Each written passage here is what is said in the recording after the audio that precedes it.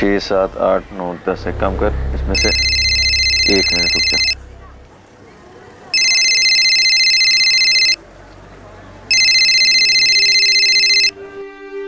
Hello, तुम्हारी बहन की डेड बॉडी पड़ी है, आके ले जाओ। नहीं, कौन बोल रहा है? दिमाग तो सही है तेरा? एक बार में सुनाई नहीं देता है क्या? तुम्हारी बहन की बॉडी पड़ी है, आके ले जाओ। मेरी बहन? ये कब पैदा हो गई? अरे मेरी कोई बहन है ही नहीं। है कि नहीं वो तू देख, ये तेरा प्रॉब्लम है। हेलो हेलो हेलो,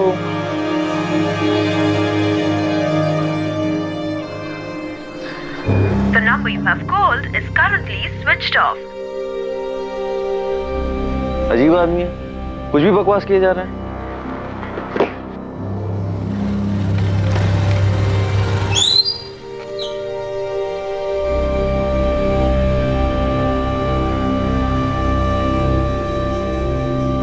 महाबलेश्वर के अमित भावे को जो फोन आया था, क्या वो कोई मजाक था? तुम्हारी बहन की डेड बॉडी पड़ी है, आकर ले जाओ। फोन करने वाले ने सिर्फ इतना ही कहा था, लेकिन अमित भावे की कोई बहन थी ही नहीं। अमित भावे अपने माँ बाप एकनाथ और मीनाक्षी भावे की इकलौती औलाद था। क्या ये फोन, ये कॉलर ये जानकारी देना चाहता था कि किसी की मौत हुई है? जो जानकारी उसने गलती से गलत इंसान को दे दी थी, और ये मजाक नहीं था बल्कि सच था। क्या सच में कहीं किसी लड़की की मौत हुई?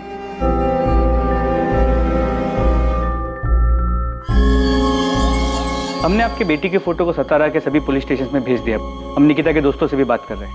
निकिता के कॉल रिकॉर्ड से मोबाइल लोकेशंस भी मंगवाए। हमने हॉस्पिटल्स में भी चेक किया, लेकिन कहीं से कोई खबर नहीं मिली। प्रताप राव जी, कल घर में किसी बात को लेकर कोई झगड़ा हुआ था जिससे गुस्सा होकर? नहीं, कोई झगड़ा वगड़ा नहीं हुआ था। कल भी हमेशा की तरह निकिता कॉलेज के लिए सुबह निकली थी।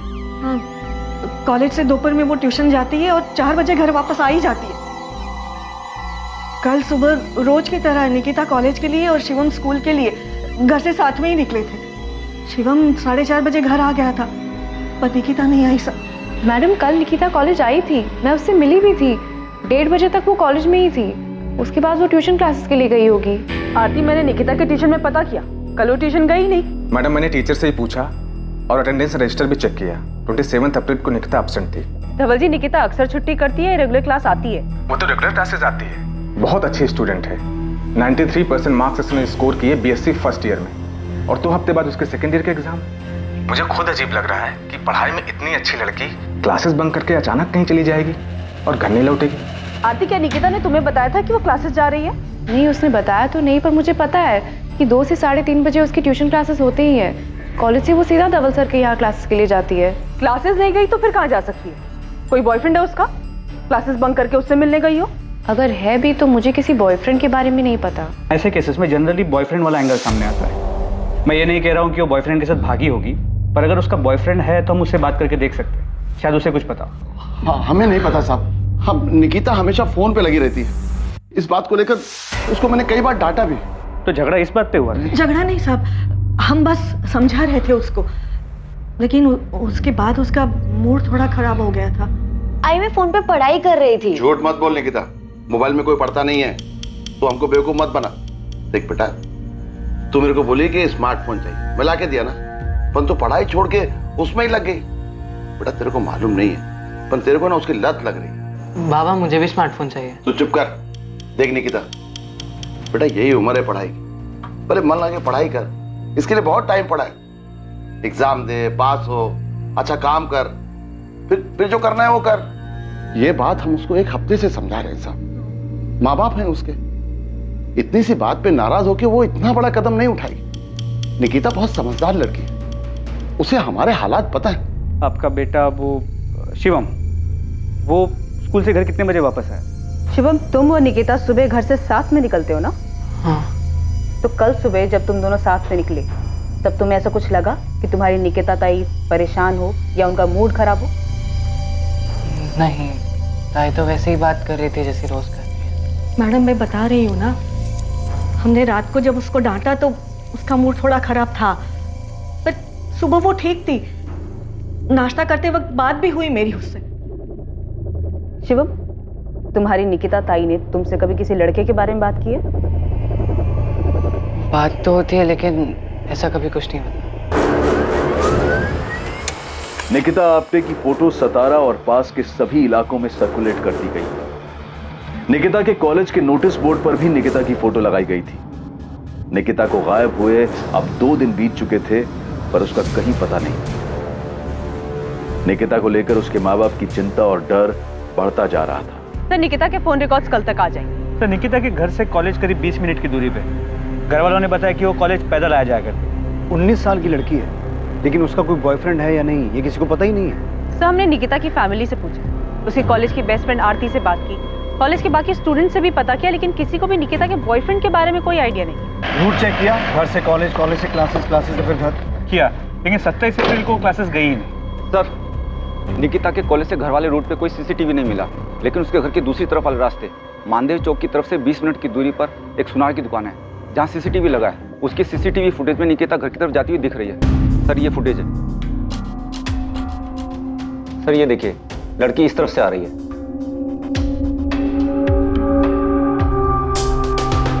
ये मानदेव चौक की तरफ से आ रही है? हाँ सर, इस तरफ से बुराड़ नगर जहाँ निकिता रहती है, वहाँ पहुँचने में 30 से 35 मिनट लगते हैं। 27 अप्रैल 3:45, मतलब इतना तो कंफर्म है निकिता ट्यूशन क्लासेस नहीं गई थी, क्योंकि इसके ट्यूशन क्लासेस बापट सर्कल के पास है, ठीक उल्टी तरफ, और ये दूसरी तरफ से आ रही। ये पक्का क्लासेस बंक करके इस तरफ किसी से मिलने गई हो।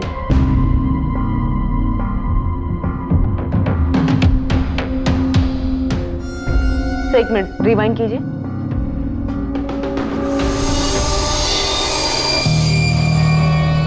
सही देखिए, लड़की परेशान लग रही। मानदेव चौक से लेके बुराड़ नगर जहाँ निकिता का घर है, पूरा एरिया स्कैन करो। ये लड़की मानदेव चौक क्रॉस करती हुई नजर आ रही है। उसके आगे क्या हुआ, कहाँ गई, इस लड़की के गायब होने के सभी सवालों के जवाब वही मिलेंगे। निकिता आपसे भागी नहीं है, ये घर की तरफ ही लौट रही थी। यकीनन ये घर से भागी तो नहीं है। निकिता आप्टे को आखिरी बार जिस रास्ते से घर जाते हुए देखा गया था, पुलिस अब उस पूरे रास्ते को खंगालने वाली थी। इस तलाश में जो सामने आएगा वो बेहद हैरान कर देने वाला था, पुलिस के लिए और उलझन पैदा कर देने वाला।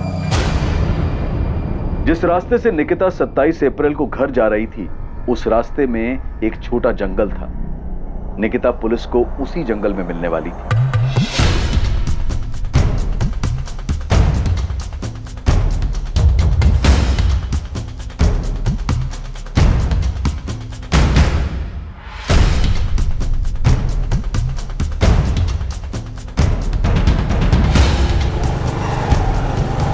माने रुक थाम रे थाम।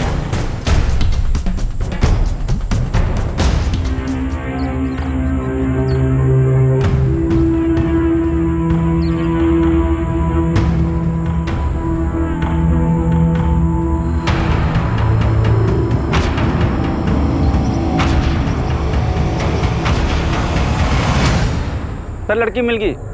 मानदेव चौक से बुराड़ नगर के लिए जो मेन रोड जाता है, उसके राइट साइड में पहाड़ी के पास जंगल में एक पेड़ पर उसकी लाश लटकी हुई है।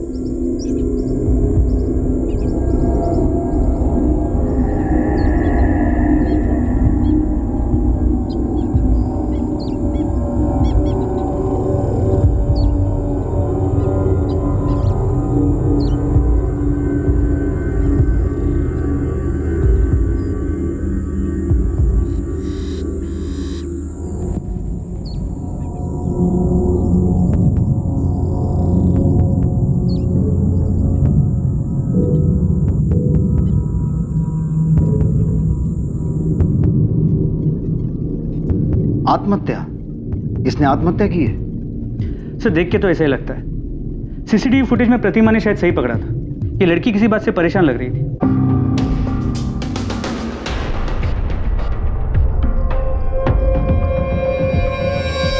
तो क्या प्लान बना के निकली थी कि इस तरह पहाड़ी वाले रास्ते पर सुनसान जगह पर जाकर फांसी लगा के सुसाइड कर लेगी?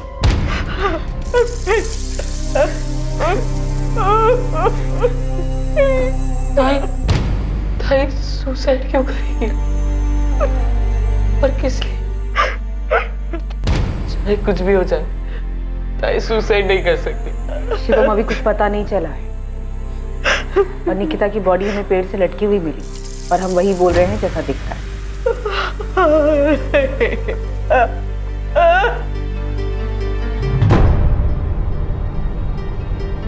लड़की के गले की हड्डी टूटी हुई है, पेड़ पर लटकने की वजह से। लटकने की वजह से? आपका मतलब है इसने खुद? नहीं नहीं नहीं, मैं वो नहीं कह रहा हूँ। मैं ये कह रहा हूँ कि लड़की की मौत दम घुटने की वजह से हुई है, जो गले में इस रस्सी के दबाव के कारण हुआ है, और इसी रस्सी की वजह से गले की हड्डी टूटी है। बट मैं इस वक्त कंफ्यूज हूँ। क्यों? क्योंकि मरने के पहले इसके साथ रेप हुआ है। रेप हुआ? हाँ, रेप हुआ है, और इसने खुद को बचाने की पूरी कोशिश की है। ये वो निशान है जो स्ट्रगल के दौरान रेपिस्ट से लड़ते वक्त हुए होंगे। तो पहले इसके साथ जबरदस्ती की गई, फिर गला दबाकर मारा गया और फिर पेट से लटका दिया? पक्के तौर पर नहीं कह सकता, क्योंकि गले पर सिर्फ रस्सी के निशान है और हाथ से गला दबाने के निशान अलग होते हैं, जो नहीं है। डॉक्टर महात्रे, अब आप मुझे कंफ्यूज कर रहे हैं, क्योंकि जब बॉडी को पेट से उतारा गया था तो लड़की के शरीर के कपड़े जरा से भी इधर से उधर नहीं थे। कपड़ों को देखकर कोई ऐसा कह नहीं सकता था कि मरने से पहले इसके साथ रेप हुआ है। रेप तो कंफर्म हुआ है, क्योंकि लड़की के प्राइवेट पार्ट में जिस तरह चोट के निशान मिले हैं उससे साफ पता चलता है कि इसके साथ जबरदस्ती हुई है। सीमेन? नहीं, बॉडी में सीमेन के रेसिड्यू नहीं है। पॉसिबिलिटीज है कि रेपिस्ट ने कॉन्डम यूज किया। लड़की का हाइमन रेप में ब्रेक हुआ है, या लड़की सेक्सुअली एक्टिव थी या नहीं? वो सेक्सुअली एक्टिव थी। तो आपके अकॉर्डिंग हम इस केस को क्या माने? रेप के बाद मर्डर या फिर रेप के बाद आत्महत्या की तरह देखें? मुझे लगता है कि आपको ये केस मर्डर और सुसाइड दोनों एंगल से देखना चाहिए। इसमें सिवाय रेप के कुछ भी कंफर्म नहीं कहा जा सकता। सर, निकिता की फैमिली काफी सदमे में, कोई बात करने की हालत नहीं है। सर, इतनी छोटी सी बात कि बाप ने डांट दी, सिर्फ इसलिए क्या ये लड़की इतना बड़ा कदम उठा लेगी, सुसाइड कर लेगी? अगर मान लें कि मोबाइल की वजह से डांट पड़ी और उसने सुसाइड कर लिया, तो सुसाइड से पहले जो रेप हुआ उसका क्या? सर, अगर रेप हुआ है तो ये पर्सनल मैटर नहीं लगता। निकिता का फोन मिला? मैंने आसपास के एरिया को छाना, लेकिन निकिता का फोन कहीं भी नहीं मिला, नहीं उसके बैग में, नहीं आसपास कहीं। तुम लोग उधर देखो और तुम उधर। मोहिते, वो झाड़ियों के पीछे देखो, एक एक जगह देखना, कोई जगह छूटनी नहीं चाहिए।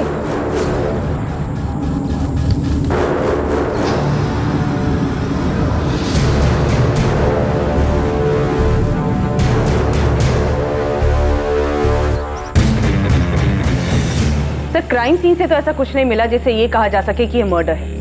मुझे लग रहा है ये रेप और सुसाइड का ही केस है। प्रतिमा, लड़की के साथ रेप हो और उसने तभी सोच लिया कि उसे सुसाइड करना है। सर, अगर रेप उसी स्पॉट पे हुआ, ऐसा मान लेते हैं कि वही हुआ है, पर हादसे के बाद लड़की बुरी तरह टूट गई और उसने सोचा कि उसे आत्महत्या करनी है, लेकिन फिर भी क्या वो रस्सी अपने साथ लेके घूम रही थी? उसे क्या पहले से पता था उसके साथ कुछ बुरा होने वाला है, उसे सुसाइड करना पड़ेगा? सर, फुटेज में निकिता परेशान लग रही थी, शायद उसका रेप कहीं और हुआ और फिर लड़की ने सीधे दुकान में जाकर रस्सी खरीद ली। सर, मुझे पूरा यकीन है कि ये मर्डर है और जिसने भी किया है पूरे प्लानिंग के साथ किया है। पॉसिबल है कि उसने निकिता पे पहले से नजर रखी हुई थी, उसे पता था आज वो किस रास्ते से जाएगी और उसका फायदा कैसे उठाया जा सकता है। कॉन्डम, रस्सी, सब कुछ प्लानिंग के तहत किया गया। फिर भी सर, कोई ना कोई पर्सनल एंगल तो होगा ना, या तो लड़की के साथ या फैमिली के साथ। और अगर किसी ने मर्डर किया भी है तो कोई ना कोई पर्सनल एंगल तो होगा ना। हाँ बिल्कुल, पर्सनल एंगल के पूरे चांसेस, लेकिन यहाँ पर मर्डर को सुसाइड का कलर दिया गया। शायद पोस्टमार्टम में कोई चूक हुई, स्ट्रैंगुलेशन मार्क दिखा नहीं, लेकिन सर लड़की इतनी जल्दी इतना बड़ा डिसीजन ले लेगी, वो भी रस्सी तैयार पहले से? हमें सबसे पहले जरूरत है निकिता की फैमिली से बात करने की, उसका बैकग्राउंड निकालने की। सुसाइड हो या मर्डर, इसमें कुछ तो पर्सनल है। शायद रेप का प्लान ना हो, मौके का फायदा उठाया गया हो, जो भी है हमें दोनों पॉसिबिलिटीज का पता करना हो। मोहित, मुझे सतारा और सतारा के आसपास के सारे पुलिस स्टेशन से रेप और मॉलेस्टेशन के सारे केसेस चाहिए, और ऐसे केसेस में कौन सा हिस्ट्री शीटर बाहर है, कौन सा अंदर है या बेल पर, सबकी पूरी जानकारी चाहिए फौरन। माने बुराड़ नगर से लेकर मानदेव चौक के बीच में जितनी भी दुकानें हैं, सभी दुकानदारों को निकिता की फोटो दिखाओ और पता करो क्या लड़की ने हाल ही में कोई रस्सी खरीदी थी। मतलब उसने सुसाइड है या मर्डर, ये तो जल्दी पता चल जाएगा। प्रताप राव जी, मैं आपकी तकलीफ समझ सकता हूँ। निकिता की पोस्टमार्टम रिपोर्ट के हिसाब से निकिता की मौत 27 तारीख शाम को ही हो गई थी। मौत का समय 4 से 6 के बीच का है।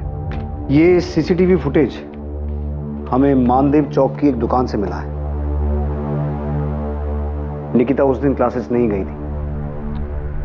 आप लोगों को निकिता ने कभी बताया था कि कोई उसे परेशान कर रहा है या आपकी किसी के साथ दुश्मनी थी जिसका बदला लेने के लिए किसी ने निकिता के साथ ये सब? सर, ताई सुसाइड नहीं कर सकती। निकिता सुसाइड नहीं कर सकती, लेकिन ऐसा कौन हो सकता है जो तुम्हारी बहन को या तुम्हारे परिवार को नुकसान पहुंचाना चाहता हो? मार्केट में 2 सब्जी की दुकान है मेरी, सालों से ये काम कर रहा हूं, कभी किसी से कोई लड़ाई झगड़ा नहीं हुआ।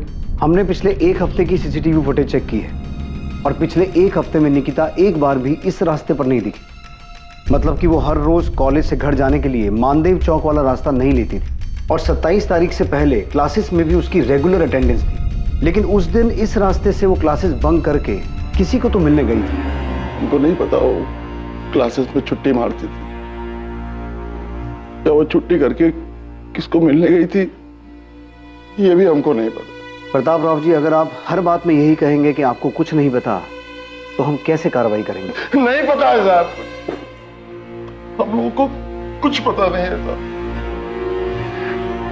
नहीं पता है कि निकिता इतनी सी उम्र में आत्महत्या क्यों करेगी, या किसी ने उसके साथ मेरी निकिता के साथ। सर, ताई सुसाइड नहीं कर सकती।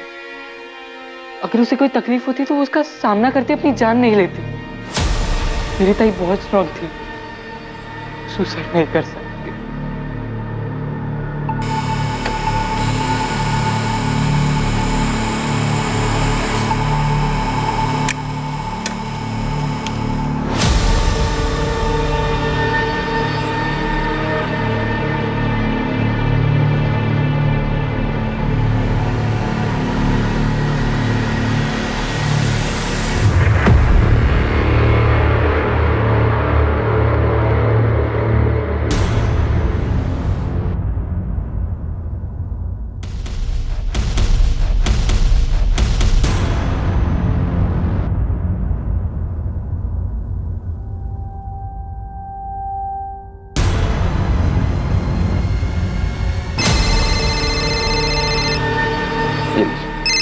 Thank you.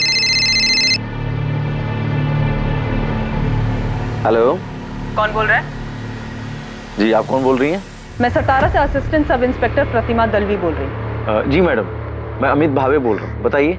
इस वक्त कहाँ हैं आप? जी मैं अभी अपने दुकान पर हूँ, महाबलेश्वर मार्केट में। क्यों, क्या हुआ? निकिता आप्टे को जानते हैं आप? जी जानता हूँ। क्यों? कैसे जानते हैं? अरे क्या हुआ मैडम, आप इतने सवाल क्यों पूछ रही हैं? अमित, क्या आप जानते हैं कि निकिता मर चुकी है? क्या? जी नहीं जानता मैम। एक्चुअली क्या है कि निकिता जो है वो मेरी कजन है, मेरी आई मीनाक्षी भावे के चचेरे भाई प्रताप राव आप्टे की बेटी है। और मैम ये बात आप हमें क्यों बता रही हैं? अगर ऐसा कुछ हुआ तो प्रताप मामा और शिवम ने फोन क्यों नहीं किया? निकिता ने मरने से पहले आखिरी कॉल आपको किया था। क्या? मुझे मैडम ये क्या कह रही है आप? मुझे कुछ। अमित, निकिता का रेप हुआ है और रेप होने के बाद या तो उसने सुसाइड किया है या उसका मर्डर हुआ है। ये सब 27 अप्रैल की शाम की बात है और निकिता ने मरने से पहले शाम को 4:23 पे तुम्हारे नंबर पे कॉल किया था और 21 सेकंड बाद भी हुई है तुम्हारी। मैडम निकिता के साथ जो कुछ भी हुआ ये सुन के मेरा सर घूम रहा है। बहुत बुरा हुआ निकिता के साथ। लेकिन मैडम अगर निकिता मुझे फोन करती तो क्या मैं उसके परिवार वालों को नहीं बताता? और वो मुझे यहाँ महाबलेश्वर में फोन क्यों करती? अगर उसे फोन करना था तो अपनी फैमिली को सतारा में फोन करती। अमित, निकिता ने ऐसा क्यों किया ये बताने के लिए निकिता जिंदा नहीं है, तो तुम्हें बताना होगा कि उस वक्त तुम दोनों की क्या बात हुई थी। मैडम मेरी उससे 1 मिनट 27 तारीख को मैडम 27 तारीख की शाम में मुझे एक अजीब सा कॉल आया था। कोई आदमी था, कह रहा था कि आकर के अपनी बहन की डेड बॉडी ले जाओ। तो क्या जवाब दिया तुमने? मैडम मैं क्या जवाब देता, मुझे लगा कोई मजाक कर रहा है। मेरी तो कोई सगी बहन है ही नहीं। अमित, वो कॉल तुम्हारी सिस्टर निकिता के फोन से आया था, तो तुम्हें कैसे नहीं लगा सिस्टर मतलब कजन सिस्टर भी हो सकता है? मैंने इस बात पे ध्यान क्यों नहीं दिया कि कजन सिस्टर भी तो हो सकती है। अमित, सतारा पुलिस स्टेशन तुरंत पहुंचो।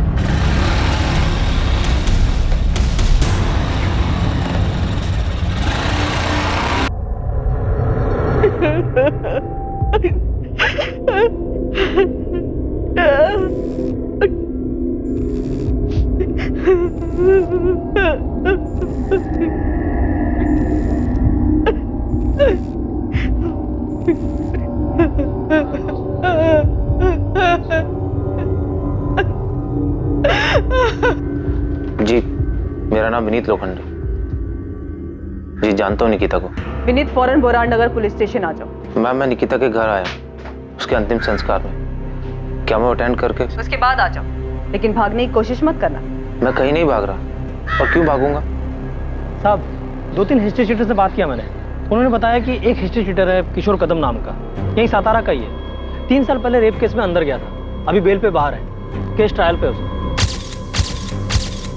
कहाँ मिलेगा ये किशोर कदम? कुछ बोल नहीं सकते साहब, लेकिन अभी सतारा में नहीं है। पता कर क्या है?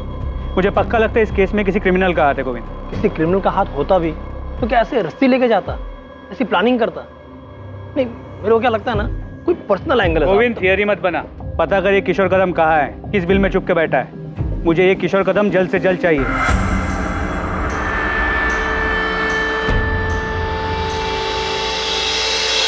तुम ठीक हो ना? विनीत 1-2 घंटे में आ जाएगा।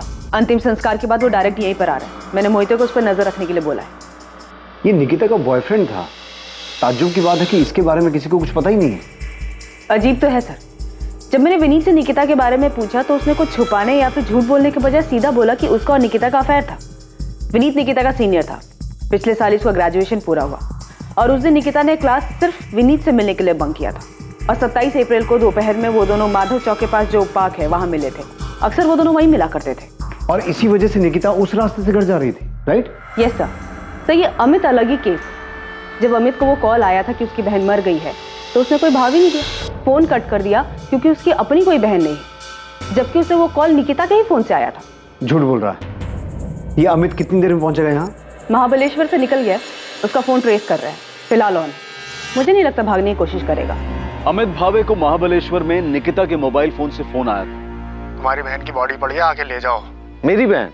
अरे मेरी कोई बहन है ही नहीं। वो फोन जो अब लापता था, पर सवाल यह था कि अमित को कैसे कुछ समझ में नहीं आया, जबकि फोन खुद निकिता के नंबर से आया। और दूसरा सवाल कि यह कैसे हो सकता था कि किसी को पता ही नहीं था कि निकिता का विनीत लोखंडे नाम का कोई बॉयफ्रेंड है। सिर्फ यही नहीं, और भी बहुत सारी बातें थी जो इस केस में सामने आनी बाकी थी।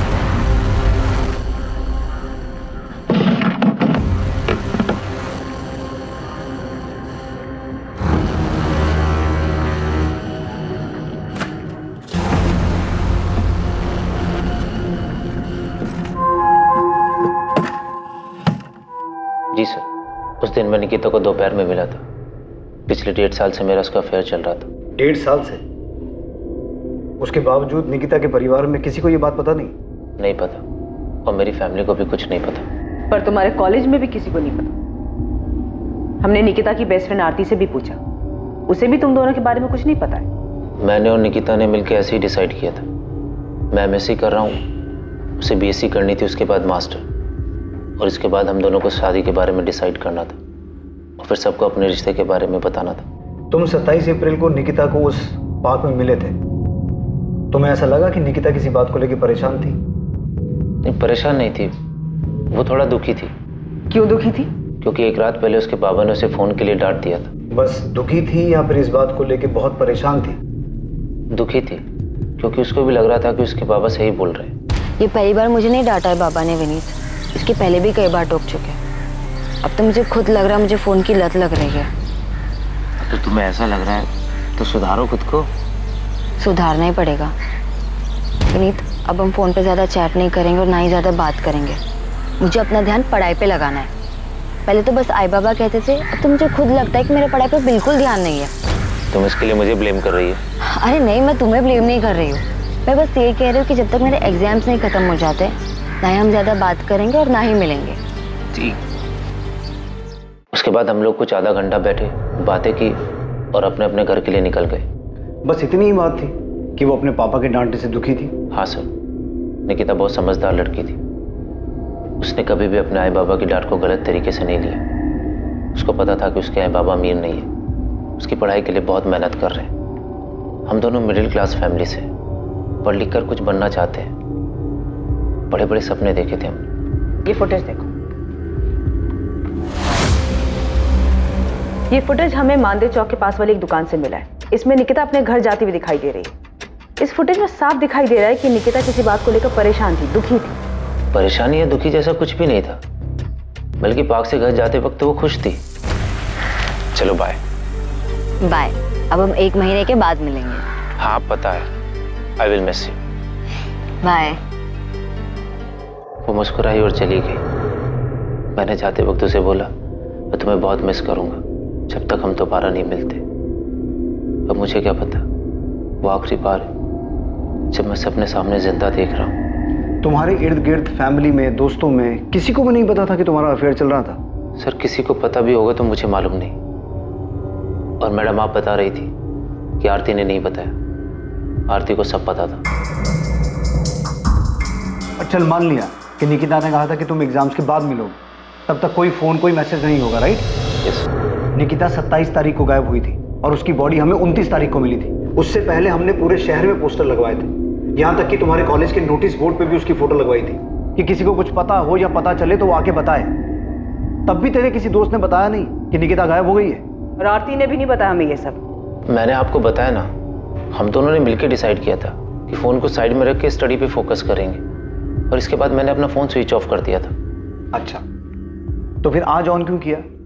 एग्जाम पास कर लिए तूने? नहीं सर, न्यूज़पेपर से पता चला कि क्या हुआ। इतने शौक में था कि समझ में नहीं आया क्या करूं क्या ना करूं। बहुत गिल्टी फील हो रहा था। क्यों गिल्टी फील हो रहा था? मेरी गर्लफ्रेंड के साथ इतना सब कुछ हो गया और मुझे पता ही नहीं चला। पिछले 1-1.5 साल से तुम्हारा अफेयर चल रहा था, राइट? और इस छोटे से शहर में किसी को तुम्हारे अफेयर के बारे में नहीं पता था, राइट? यस। तो इस 1-1.5 साल के अफेयर में तुम दोनों का फिजिकल रिलेशन बना? नहीं सर, निकिता ऐसी लड़की नहीं थी। उसने साफ साफ कह दिया था कि शादी से पहले हमारे बीच में ऐसा कुछ नहीं होगा। और तू भी उस तरीके का लड़का नहीं है, इसलिए तू इस बात पे मान गया। अब कहना क्या चाहती है मैडम? मैं निकिता से प्यार करता था, मैं उसके साथ फिजिकल होने के लिए रिलेशन नहीं बनाया था। सब आप ऐसे क्यों देख रहे हैं मुझे? तू नहीं था तो फिर कौन था जिसका निकिता के साथ फिजिकल रिलेशन था? तू झूठ पे झूठ बोले जा रहा है और तेरा हर झूठ पकड़ा जा रहा है। निकिता के साथ रेप हुआ था, लेकिन वो सेक्सुअली एक्टिव थी। इसलिए अब बकना बंद कर और बोलना शुरू कर। जी सर, हमारे बीच में फिजिकल हुआ था। ये बात मैंने इसलिए छुपाई ताकि निकिता की फैमिली को पता ना चले, नहीं तो बेकार में। क्या बेकार में? बेकार में क्या विनीत? निकिता मर चुकी है, उसका रेप हुआ था, और रेप होने के बाद या तो उसने सुसाइड किया या उसका मर्डर हुआ। इससे ज्यादा क्या सदमा लगता है उसकी फैमिली को? तू क्या सोच रहा है? तू कुछ छुपाएगा तो बच के निकल जाएगा? मैडम, जब मैंने कुछ किया नहीं तो मैं क्या छुपाऊंगा? हाँ, मैंने आपसे झूठ बोला कि हम दोनों के बीच में फिजिकल रिलेशन नहीं था, लेकिन हम दोनों के बीच में जो भी हुआ वो हम दोनों की मर्जी से हुआ था।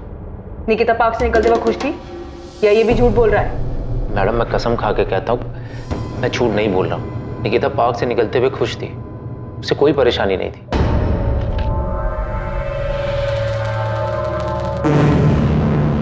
नजर रखो इस पे, और अगर इसका कोई सोशल मीडिया अकाउंट है तो बिना इसे भनक लगे क्रैक करो। सर, मैं साइबर टीम को काम पे लगा देती हूँ। वो विनीत के सारे सोशल मीडिया प्रोफाइल और चैट मैसेजेस को खोद कर निकालेंगे। तब तक मैं इस आरती की खबर लेती हूँ सर। उसने हमसे झूठ कैसे बोला कि वो विनीत को नहीं जानती? सर, इस आरती का पक्का कोई झोल है। चेक करो। और ये अमित भावे का क्या हुआ? वो पहुंचा क्यों नहीं अभी तक? अभी पता करती हूँ। मैडम, पूरे बोराट नगर से लेकर मानदेव चौक तक सब दुकान पे पता किया, जहां से भी ये रस्सी खरीदी जा सकती थी। उनमें से किसी दुकानदार ने ये रस्सी निकिता को नहीं बेची। ठीक है, माने मुंबई साइबर सेल को फोन करो और अश्विन को मैसेज भेजो कि मुझे फोन करे। उसका फोन नहीं लग रहा है। अमित, अगर तुझे ऐसा कोई फोन आया था तो तूने हमें बताया क्यों नहीं? हम समझ जाते कि वो निकिता की बात कर रहा है।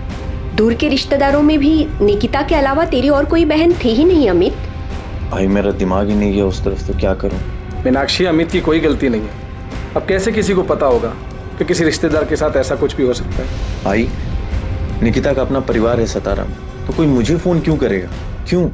इसलिए भी मेरा ध्यान नहीं गया उस तरफ। आप लोग मामा जी के घर जाओ, मैं पुलिस स्टेशन होकर के आता हूं। ये लड़की थी जो मानदेव चौक से बोराट नगर अपने घर जा रही थी पैदल।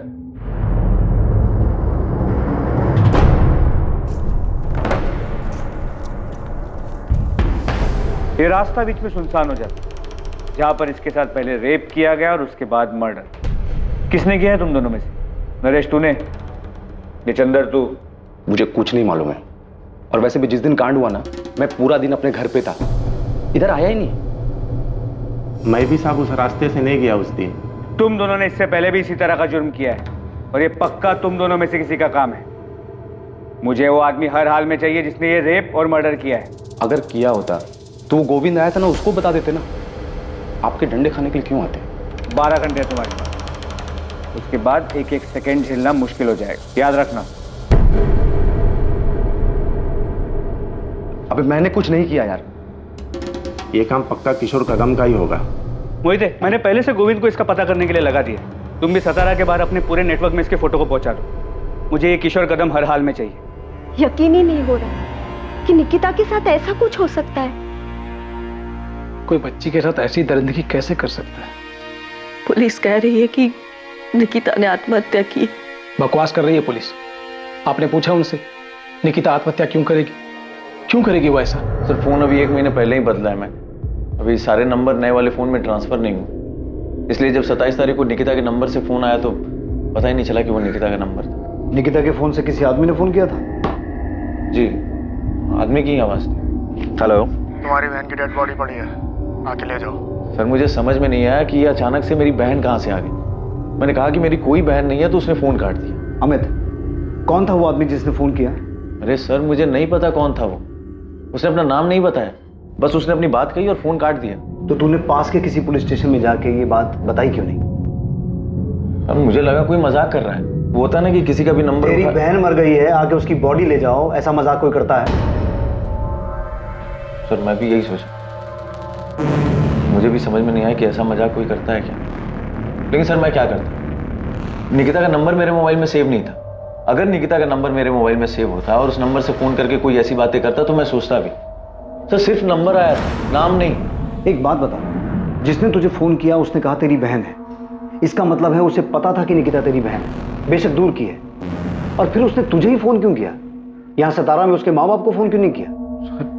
ये मैं कैसे बता सकता हूँ सर, ये तो आप जाकर के उससे पूछिए जिसने फोन किया है और जिसने निकिता के साथ ये गलत काम किया और फिर ढूंढ ढांड करके मेरा नंबर निकाला और मेरे नंबर पे फोन मिला दिया। नहीं अमित, ये बात कुछ बैठ नहीं रही। कॉलर ने तुझे फोन करके वो बताया जो हो चुका था, और फिर तूने ये बात ना तो पुलिस को बताई ना ही अपने माँ बाप को। तूने ये भी जरूरी नहीं समझा कि अपने मामा प्रताप राव को एक बार फोन करके पूछ लो कि सब कुछ ठीक है कि नहीं।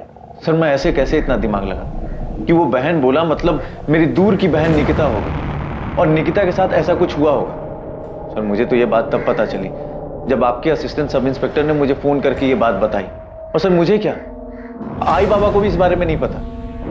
इतनी बड़ी बात हो गई और प्रताप मामा ने हमें फोन तक नहीं किया। क्यों नहीं किया?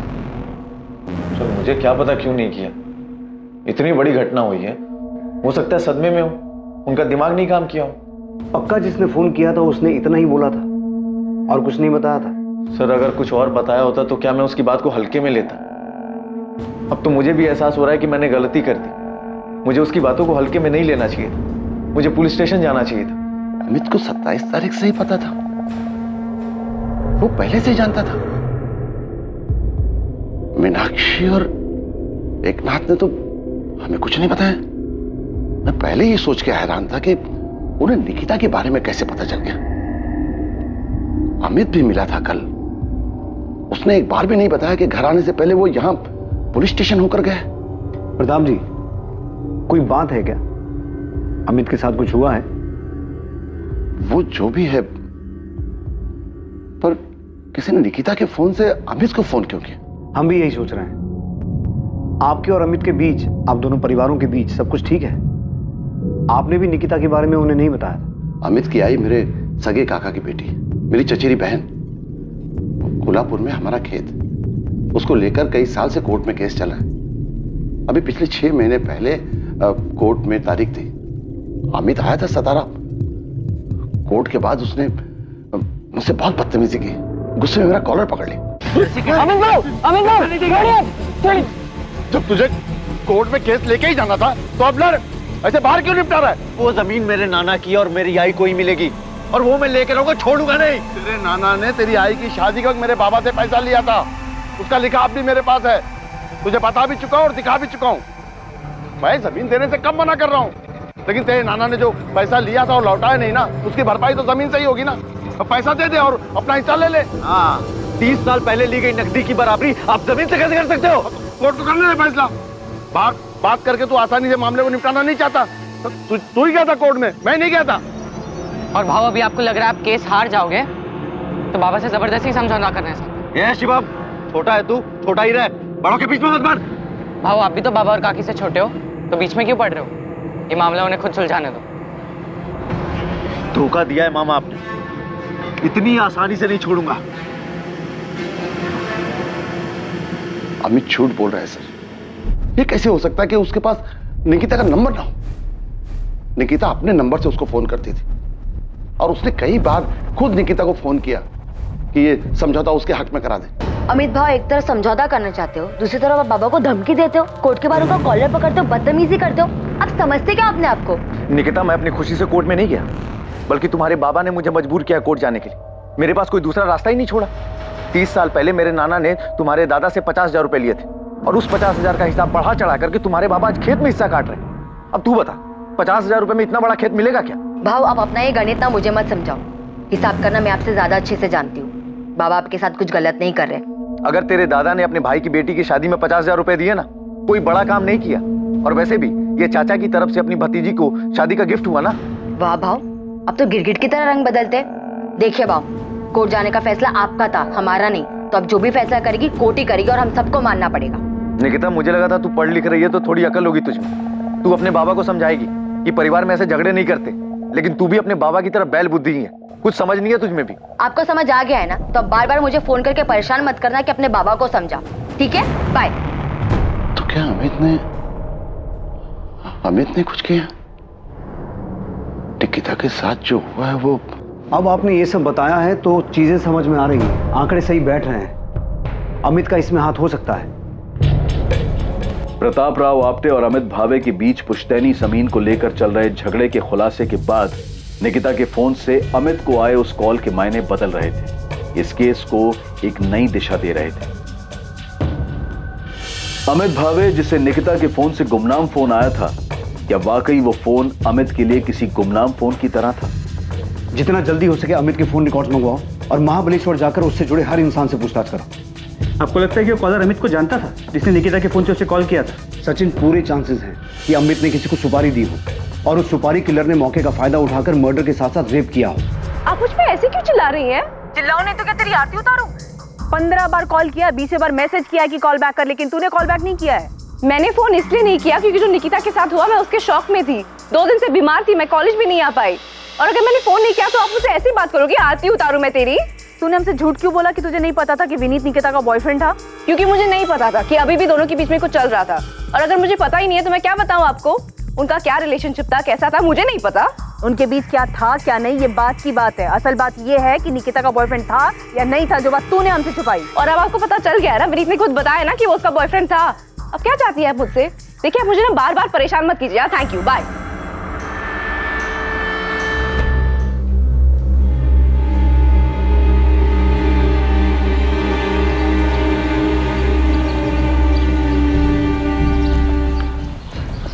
तुम्हारे और आरती के बीच क्या चल रहा है विनीत? कुछ भी तो नहीं।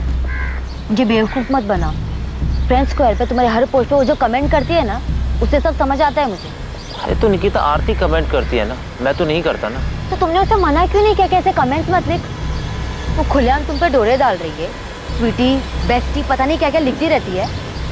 तुमने उसे हमारे बारे में बताया नहीं है क्या? निकिता, आरती को जो लिखना लिखने दो ना, तुम्हें इसे इतना सीरियस लेने की क्या जरूरत है? जो है हमारे... मुझे सब समझ आ रहा है विनीत, मेरे पीठ पीछे ना कोई खेल मत खेलना। आरती तू मेरी बेस्ट फ्रेंड है और तू मेरे ही पीठ में छुरा घोंप रही है। दूर रहे विनीत से। ओ हेलो, क्या छुरा घोंपना? क्या बकवास कर रही है तू? मैं और तू विनीत से एक साथ मिले थे। ऐसा नहीं है कि तूने उसको मुझसे मिलवाया था। ये अलग बात है कि तूने उस पर कब्जा पहले कर लिया। हाँ तो पता है ना तुझे, और मैंने खुद तुझे मेरे और विनीत के बारे में बताया था। तो तू तेरी प्रॉपर्टी बन गया वो? तूने मुझे बताया, मैं भी पब्लिक प्लेटफॉर्म पे ओपनली लिखती हूँ, कमेंट करके मैं ओपनली बता रही हूँ कि मैं विनीत को पसंद करती हूँ। आरती, तू बहुत ही बड़ी कमीनी इंसान है। तेरे जैसे दोस्तों पे कभी भरोसा नहीं किया जा सकता जो अपने ही दोस्त के बॉयफ्रेंड को चुराने में लगी हो। पर याद रख, मेरे होते हुए विनीत तुझे कभी नहीं मिल सकता। और अगर मैंने उसको पटा लिया तो? अगर वो भी मुझे पसंद करने लगा तो तू भरोसेमंद दोस्त बनेगी ना निकिता? छोड़ देगी ना तो उसे? छोड़ देती, पर मुझे पता है ऐसी नौबत कभी नहीं आएगी। वो तुझे कभी पसंद ही नहीं कर सकता क्योंकि वो सिर्फ मुझसे प्यार करता है। तो तू भाड़ में जा। अरे भाड़ में तो तू जाएगी क्योंकि तू मुझसे डरती है, मैं तुझसे नहीं डरती, समझी?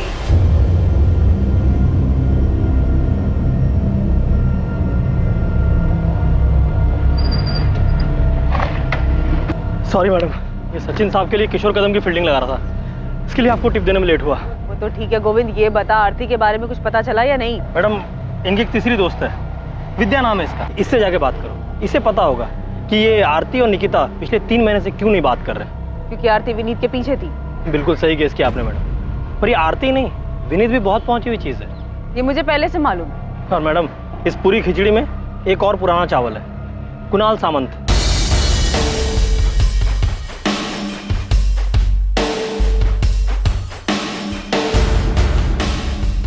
आरती का कजिन है मैडम, हिस्ट्री शीटर है, चोरी, पॉकेटमारी, जुएबाजी, यही सब करता है। और इन्हीं सब हरकतों के कारण फैमिली में इसकी एंट्री बंद है। पर ये आरती के बहुत ही क्लोज है और सुनने में ये भी आया है कि इस कुणाल ने विनीत को धमकी दी थी। हाँ, कुणाल ने धमकी दी थी मुझे, बोल रहा था निकिता को छोड़ दो। और क्या छुपाया तूने हमसे? आरती ने तेरे बारे में नहीं बताया, तूने आरती और तेरी लव स्टोरी के बारे में नहीं बताया। मैडम वो आरती अजीब लड़की है, एकदम सनकी टाइप। तू ठीक है? मैडम आप जानते नहीं हो उसे। उस दिन निकिता की बॉडी अंदर पड़ी थी, आपका फोन आया, आपसे बात करने के लिए मैं बाहर आया, मेरे पीछे पीछे आ गई।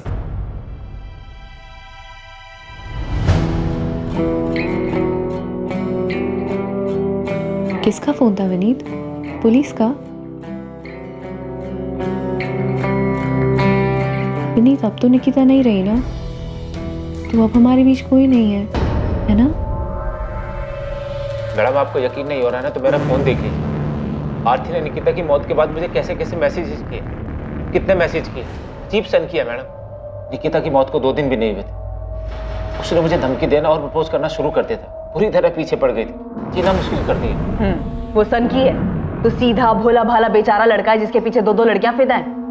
अब ये बता कि तू निकिता से आखिरी बार मिला था, जो बात हुई थी वो भी तूने हमसे झूठ बोला था ना?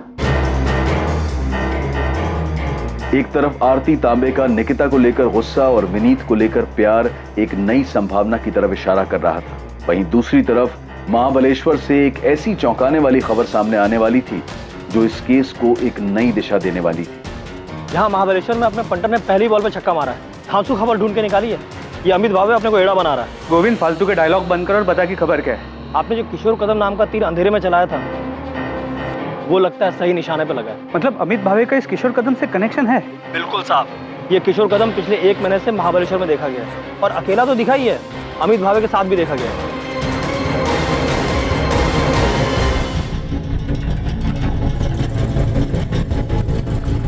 यहाँ नहीं, मेरे पीछे पीछे पीछे।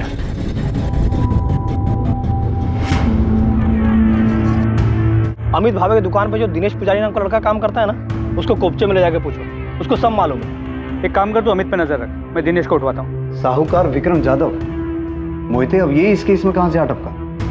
सर, जब मैं निकिता के घर पे निगरानी पे था तभी इस साहूकार विक्रम जाधव को देखा था।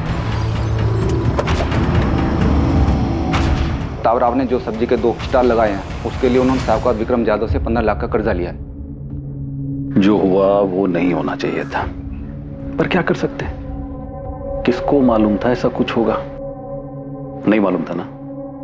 मैं तुम लोगों का ख्याल रखेगा, तेरा भी शिवम का भी, समझ लेना। सर, ये विक्रम जाधव बहुत कमीना आदमी है।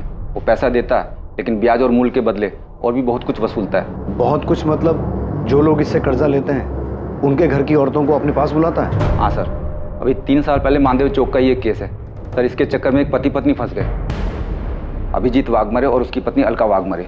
उन दोनों ने भी इस विक्रम जाधव की वजह से आत्महत्या की थी। तब इस विक्रम जाधव के खिलाफ आत्महत्या के लिए मजबूर करने का मुकदमा दर्ज हुआ था।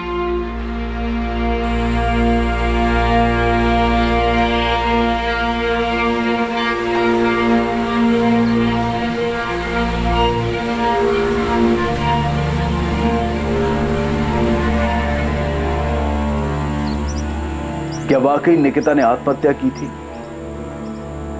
निकिता के बलात्कार और आत्महत्या से क्या वाकई साहूकार विक्रम जाधव का कोई संबंध था, या इस हादसे की कहानी कुछ और थी? अपराधी ने बलात्कार किया, फिर हत्या की और जानबूझकर इसे आत्महत्या का रूप देने की कोशिश की। सर, कंफर्म निकिता का मर्डर हुआ है और ये अमित हमसे झूठ बोल रहा है कि उसे नहीं पता कि उसे फोन किसने और कहां से किया। मैं ऐसे ही हिस्ट्री शीटर्स का पीछा करते करते किशोर कदम तक पहुंचा और पता चला इस किशोर का अमित के साथ कनेक्शन है। सर, निकिता के रेप और मर्डर में ये अमित जरूर इन्वॉल्व है। सर, मैं मानती हूँ कि ये मर्डर है, लेकिन इसके पीछे आरती और विनीत की लव स्टोरी है और ये एंगल इस केस में सबसे स्ट्रॉन्ग एंगल है। प्रॉपर्टी और लव स्टोरी के अलावा एक नया एंगल सामने आया है, साहूकार विक्रम जाधव का, जिसका ऑफिस और घर दोनों मानदेव चौक पे है। स्ट्रॉन्ग पॉसिबिलिटी है कि निकिता के बाप प्रताप राव ने खुद निकिता को विक्रम जाधव के पास भेजा था। क्या? निकिता के बाप ने खुद से विक्रम के पास भेजा था? पर क्यों सर? क्योंकि प्रताप राव ने विक्रम जाधव से 15 लाख का कर्जा लिया हुआ है। निकिता शायद उसके पास चली तो गई, लेकिन इस सदमे को बर्दाश्त नहीं कर पाई और आत्महत्या कर ली। ये 3 दिन की छुट्टी क्यों चाहिए तुझे? भाऊ वो मुंबई जाना है मुझे, वो छोटी बहन का कुछ काम निकल के आया तो करके देने का है। चल ठीक है, 3 दिन का 4 दिन मत लगा देना। नहीं भाऊ, शुक्रवार तक आ जाऊंगा मैं। चल ठीक है, जा। अमित को जो गुमनाम फोन आया था, क्या उस आदमी ने अमित से वही कहा था जो उसने पुलिस को बताया था, या सच कुछ और था? आरती तू टेंशन मत ले, खुश हो जा। विनीत अब सिर्फ तेरा है, बाकी पुलिस क्या करेगी और क्या बोलेगी ये सब तुम मेरे पर छोड़ दे। क्या प्यार के नाम पर विनीत के लिए आरती की दीवानगी सारी हदें पार कर चुकी थी, या निकिता की मौत का अपराध बोध उसके घर के भीतर इर्द गिर्द कहीं था, जिसकी कल्पना भी नहीं की जा सकती थी?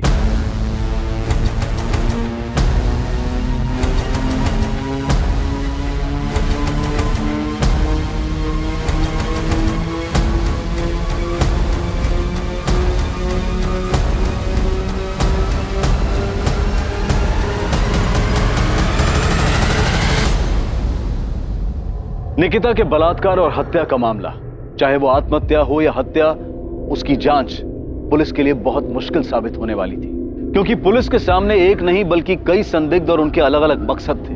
और उनमें सबसे अजीब था अमित भावे को आया वो फोन कॉल।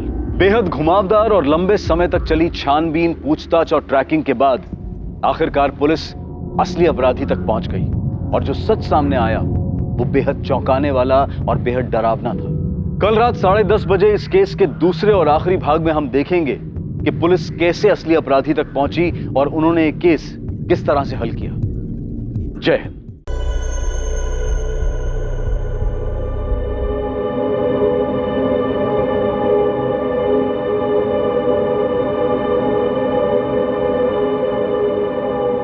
इंसानी दिमाग के बारे में सिर्फ एक चीज निश्चित है, और वो है उसकी अनिश्चितता। इच्छा और स्वार्थ इंसान की सोच को किस हद तक गिरा सकती है, इसकी कल्पना कर पाना भी असंभव है। वो क्या चीज है जो इंसान के दिमाग को गलत काम, जुर्म करने के लिए उकसाती है, ये कह पाना मुश्किल है।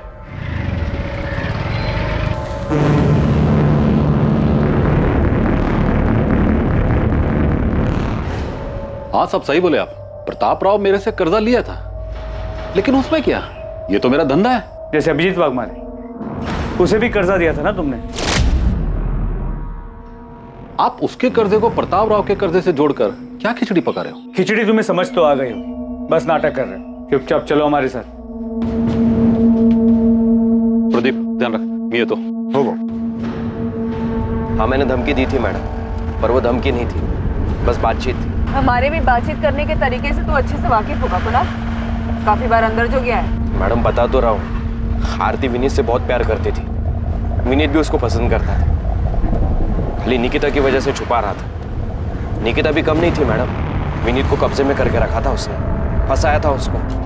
देख मेरे को बिल्कुल पसंद नहीं है कि तू एक साइड में मेरी बहन के साथ लाइकिंग खेले और दूसरी साइड में वो निकिता के साथ चक्कर चलाए। कुणाल प्लीज समझना, मैंने निकिता को कमिट किया है। कट हो गया अभी वो।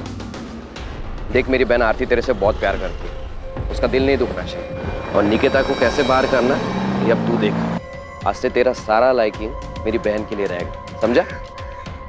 और अगर ऐसा नहीं हुआ ना तो मेरे को बहुत बुरा लगेगा, और तेरे को मालूम है मेरे को बुरा लगेगा तो मैं क्या करूंगा।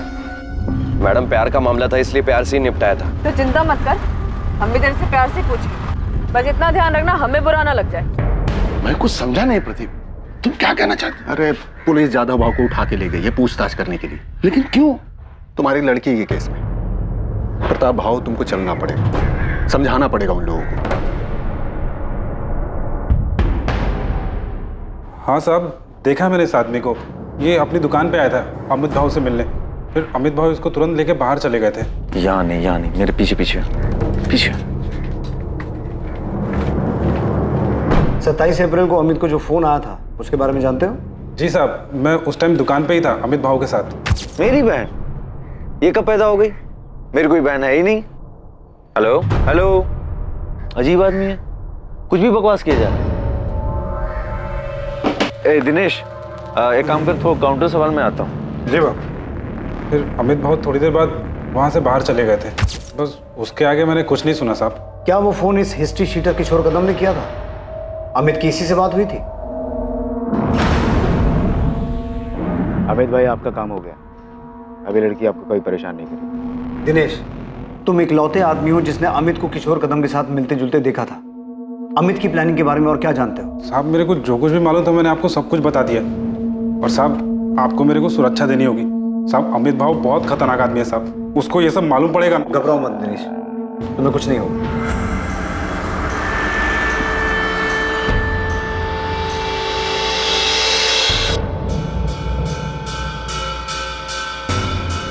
मोहिते, माने, मैंने महाबलेश्वर पुलिस को फोन कर दिया है। अभी निकलो, अमित भावे को उठा के लाओ। जी सर।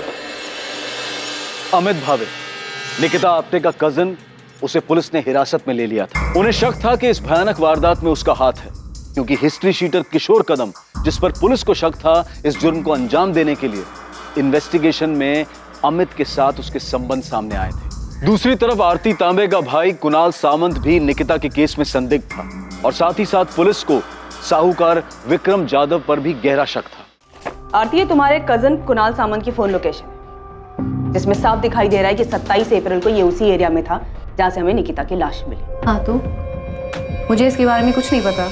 मैडम, मैं आपको पहले ही बता चुका हूँ। हो सकता मैं वहां से निकला हूँ, लेकिन अब सातारा इतना बड़ा भी शहर नहीं है कि किसी एक जगह से निकलना बड़ी बात है। अब मैं वो दिन वो टाइम उधर से क्रॉस किया और उधर ही निकिता के साथ कुछ हुआ तो आप मेरे को फंसाओगे? मतलब क्यों आरती?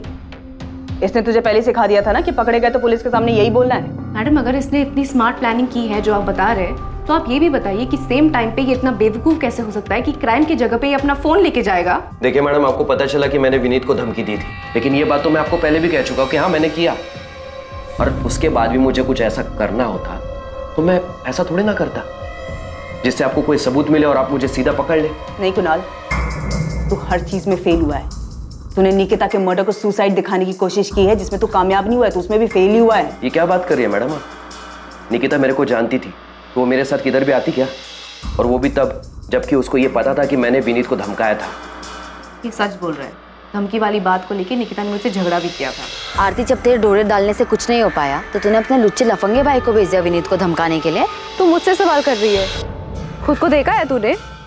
जब तू विनीत को रोक नहीं पाई मेरे पास आने से, उसको ब्लैकमेल करने लगी कि वो मुझसे दूर रहे। देख आरती, मुझे उसे ब्लैकमेल करने की कोई जरूरत नहीं है, क्योंकि वो तुझे पसंद ही नहीं करता है। अच्छा, मुझे पता है, मुझे प्राइवेट मैसेजेस करता है। आरती, विनीत मेरा बॉयफ्रेंड है, वो तेरे इस जाल में कभी नहीं फंसेगा। तो बेहतर यही होगा तो अपने ये डोरे किसी और पे डाल, शायद कोई फंस जाए। अगर वो तुझसे इतना ही प्यार करता है तो इतना डर क्यों रही है कि वो तुझे छोड़ के मेरे पास आएगा? विनीत मेरा है और सिर्फ मुझसे प्यार करता है।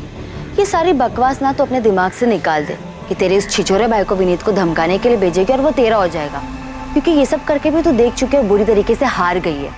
तो एक लूजर है और लूजर ही रहेगी, समझी? दूर रहे विनीत से। मैंने कुणाल से सिर्फ हेल्प मांगी थी, और उस हेल्प का मतलब किसी को नुकसान पहुंचाना नहीं था। मेरा और निकिता का खुला झगड़ा था, सबके सामने था, हम छुप के नहीं लड़ रहे थे, और इसके लिए मैं निकिता के साथ ऐसा कुछ करूंगी?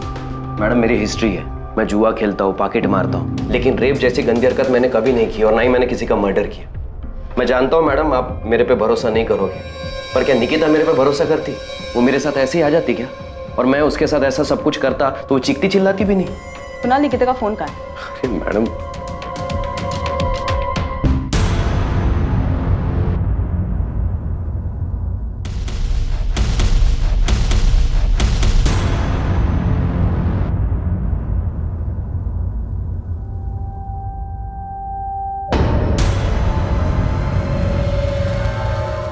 हमारे पास सबूत है कि 27 अप्रैल को जब निकिता का रेप और मर्डर हुआ था तो क्राइम सीन के आसपास ही था। मैडम, उस दिन मैं किसी काम से वहां गया होऊंगा, पर मैं निकिता को नहीं मिला। मैंने उसके साथ कुछ भी नहीं किया मैडम, मैं सच बोल रहा हूँ। ये एक लव ट्रायंगल था जहाँ पे हम एक दूसरे के खिलाफ थे, दुश्मन थे हम एक दूसरे के, झगड़ा करते थे हम एक दूसरे के साथ, लेकिन फिर भी मैं कुणाल को निकिता के पीछे नहीं भेजूंगी। इतनी सी बात आपको समझ नहीं आती? नहीं आ रही, क्योंकि ये झूठ है आरती। सच ये है कि तूने इस गुंडे को भेजा था विनीत को धमकाने के लिए कि ये निकिता से दूर है, लेकिन ऐसा हुआ नहीं। सच ये है कि निकिता अब जिंदा नहीं है, ये बताने के लिए कि ये गुंडा कई बार गया तो उसे धमकाने के लिए। सच ये है कि निकिता जिंदा नहीं है, बताने के लिए कि उसका रेप और मर्डर इसी कुणाल ने किया है। और इन सब के बावजूद तेरी सारी दलीलें झूठी साबित होती है, क्योंकि जब ये सब हुआ था तू क्राइम सीन के पास था। तुम दोनों से ना बहुत प्यार से बात कर ली है मैंने, तुम दोनों को प्यार की भाषा पच नहीं रही। मोहिते, डाल इसको जेल में और तब तक कूट जब तक सच बाहर नहीं आ जाता है। अरे मैडम, मेरी बात तो सुनिए।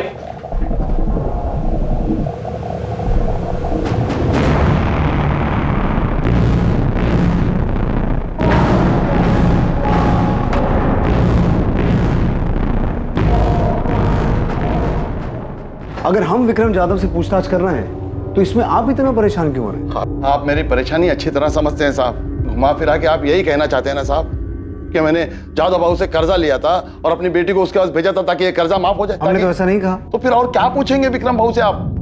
मेरी चचेरी बहन के बेटे अमित के खिलाफ सबूत है ना आपके पास? उसने किया है सब कुछ, पूछिए उससे। हम ना तो अमित भावे को बख्शेंगे ना ही विक्रम जाधव को। फिर चाहे आप खुद निकिता के पिता आके हमें ये क्यों ना कहें कि हमें किससे पूछताछ करनी है और किससे नहीं। आप ये कहना चाहते हैं कि एक बाप ने खुद अपनी बेटी को उस आदमी के पास भेजा था जिससे उसने कर्जा लिया था? प्रताप राव जी, हम किसी ऐसे नतीजे पर नहीं पहुंचे हैं, लेकिन आप जिस तरीके से जोर देकर इस बात पे अड़े हुए हैं कि हमें विक्रम जाधव से पूछताछ नहीं करनी चाहिए, उससे कुछ चीजों पर शक हो रहा है। आपके लिए बेहतर होगा हमें हमारा काम करने दीजिए।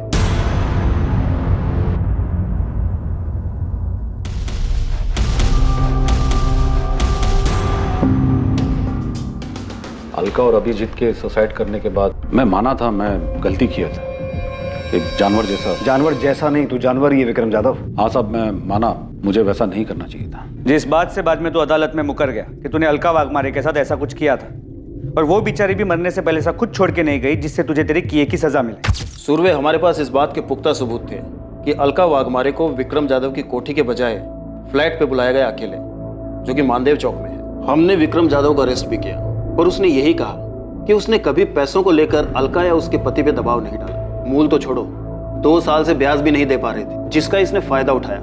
और जब ये नहीं टूटा तो हमने इसके राइट हैंड प्रदीप को तोड़ा। एक आदमी और एक औरत ने सुसाइड किया प्रदीप, और तू जानता है कि ये सब तेरे उस जादव भाव के इशारे पे हुआ है। देख, वो तो जेल में जाएगा ही, अगर तू नहीं बोला तो तू भी जेल जाएगा। सच बोल रहा हूँ, अलका बहन खुद उधर आई थी। साहब ने खाली अभिजीत भाव को बोला था। अभिजीत भाव ने खुद अलका बहनी को उधर भेजा था साहब। जादव भाव, इनके घर का कीमत अभी कुछ 14-15 लाख होगा, उतने में हो जाएगा। भाव, मैं हाथ जोड़ता भाव, ऐसा मत करो भाव, सर से छत मत छीनो भाव, मैं सारा पैसे दे दूंगा भाव। तू खाली बोलता है, लौटाता नहीं। शुरू में खाली 4 महीना तू ब्याज भरा है, उसके बाद हर बार तू आता है खाली जबान देकर चला जाता है। अभी क्या करेगा तेरा खाली जबान का मैं? जैसे जैसे होगा पैसे दे दूंगा भाव। ठीक है, अभी अगर तू ये जबान और दुहाई देने की बात छोड़कर कुछ और देने की बात करे तो मैं तेरा थोड़ा बहुत ब्याज, थोड़ा बहुत क्यों, बहुत सारा पैसा भी माफ कर सकता हूं। जादव भाव ने खाली प्रपोजल दिया था, कोई जबरदस्ती नहीं की थी। प्रपोजल नहीं कहते इसे कहते हैं मजबूरी का फायदा उठाना, समझा? जिस दिन तेरे सेठ ने अलका के साथ ये सब कुछ किया था ना, उसी दिन अलका और उसके पति अभिजीत ने सुसाइड कर लिया था। पाड़ेकर, तुम्हें क्या लगता है निकिता के केस में भी यही हुआ होगा? इस विक्रम जाधव ने निकिता के बाप को प्रपोजल दिया, विक्रम ने निकिता के साथ जबरदस्ती की और 100% यही हुआ होगा। नहीं तो एक सीधी सादी पढ़ने लिखने वाली लड़की जिसकी लाइफ में कोई प्रॉब्लम नहीं है, वो भला अचानक सुसाइड क्यों करेगी? पता नहीं, लेकिन मुझे यकीन है कि ये सुसाइड नहीं, मर्डर है। फिर बोल नहीं सकता, मगर ये कंफर्म है कि ये आदमी औरतों के मामले में घटिया है। साहब, मैं मानता हूं मैंने गलत किया, पर अभिजीत और अलका के बाद आई शपथ मैंने ऐसा कुछ नहीं किया। और ऊपर से जब मेरे को पता चला कि प्रताप राव के साथ ऐसा कुछ हुआ है तो मैंने सामने से खुद जाकर उसका कर्जा माफ किया। तो तू अब धर्मात्मा बन गया है जो सामने से जाके माफ किया? नहीं साहब, मैं धर्मात्मा नहीं बना साहब, मैं डर गया था। जब मुझे पता चला कि प्रताप राव के लड़की ने सुसाइड की करके, तो मेरी हालत टाइट हो गई। मैं समझ गया कि ले दे के प्रताप राव के कर्जे की बात सामने आएगी तो मेरी भी हिस्ट्री खुल जाएगी। इसलिए साहब मैं सच बोल रहा हूँ, मैंने सच्चे मन से उसका कर्जा माफ किया। साले, पहले उसकी बेटी के साथ ये सब करेगा, फिर कर्जा माफ करने का नाटक करेगा? नहीं साहब, मैंने कुछ नहीं है किया साहब, आप बेकार में मेरे पीछे पड़ के असली मुजरिम को खुला छोड़ रहे हो। आई शपथ, मैं बोल रहा हूँ साहब, मैंने कुछ नहीं किया साहब, मैंने कुछ नहीं किया। सचिन, इसके राइट हैंड प्रदीप को उठाओ। अलका वाघमारे केस में वो टूटा था, इस केस में भी वही टूटेगा। तबीयत से धुलाई करो उसकी। लेकिन सर, मुझे नहीं लगता कि इस केस में ये विक्रम इन्वॉल्व है। अलका वाघमारे केस में विक्रम ने अलका का यूज किया और उसके बाद अलका और उसके पति ने सुसाइड किया। लेकिन सर, इस केस में सचिन, मैं जानता हूं तुम्हें लगता है ये सुसाइड नहीं मर्डर है, लेकिन अगर कोई इस केस को सुसाइड की शक्ल देकर मर्डर को छुपा सकता है तो सुसाइड को कवर अप करने के लिए कोई इस केस को मर्डर की शक्ल भी दे सकता है। ये जादव बहुत घटिया इंसान है। ब्याज कम करने के नाम पर अभिजीत वाघमारे को उसकी बीवी को अपने पास बुलाने का प्रपोजल दे सकता है, तो ये भी कर सकता है। ऐसे वाहियात इंसानों की फितरत कभी जाती नहीं। इसे लगा ही नहीं होगा कि निकिता सुसाइड कर सकती है। इसे क्या, निकिता के बाप को भी नहीं लगा होगा। बाहर वाले लोग जो बातें बना रहे हैं तो अलग, और मालती, शिवम, तुम लोग मुझसे ऐसे घटिया सवाल कैसे कर सकते हो कि मैंने निकिता को जादव के पास भेजा था? तुमको लगता है कि मैं ऐसा करूंगा? और आपको क्या लगता है ताई सुसाइड क्यों करेगी? उस आरती की वजह से। उसने सुसाइड नहीं किया है, ये सब उस कमीने अमित भावे ने किया है। उसने पुलिस को झूठ बोला है कि उसको गुमनाम फोन आया था। ये सब उस हिस्ट्री शीटर किशोर कदम ने किया है। पुलिस उस किशोर कदम को पकड़ नहीं पा रही है, इसलिए अपने आप को बचाने के लिए विक्रम की बलि चढ़ाना चाहती है।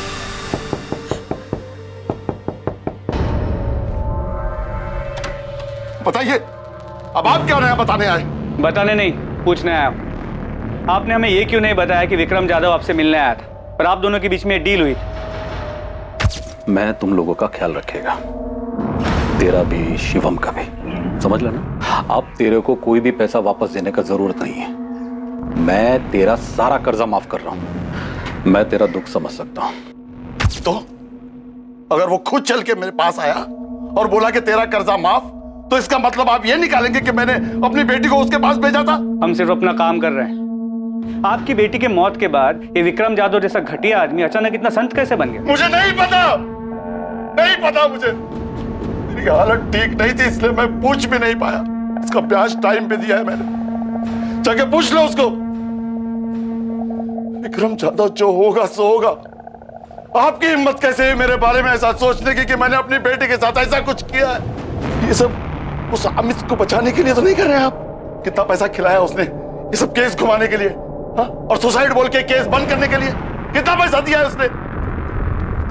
एक कॉल क्या आ गया मेरे फोन पे, आप लोग तो मेरे पीछे हाथ धोकर पड़ गए, जैसे मर्डर मैं नहीं किया। किशोर कदम कहाँ है? अरे कौन किशोर कदम? मैं किसी की दो डंडे की औकात नहीं तेरी।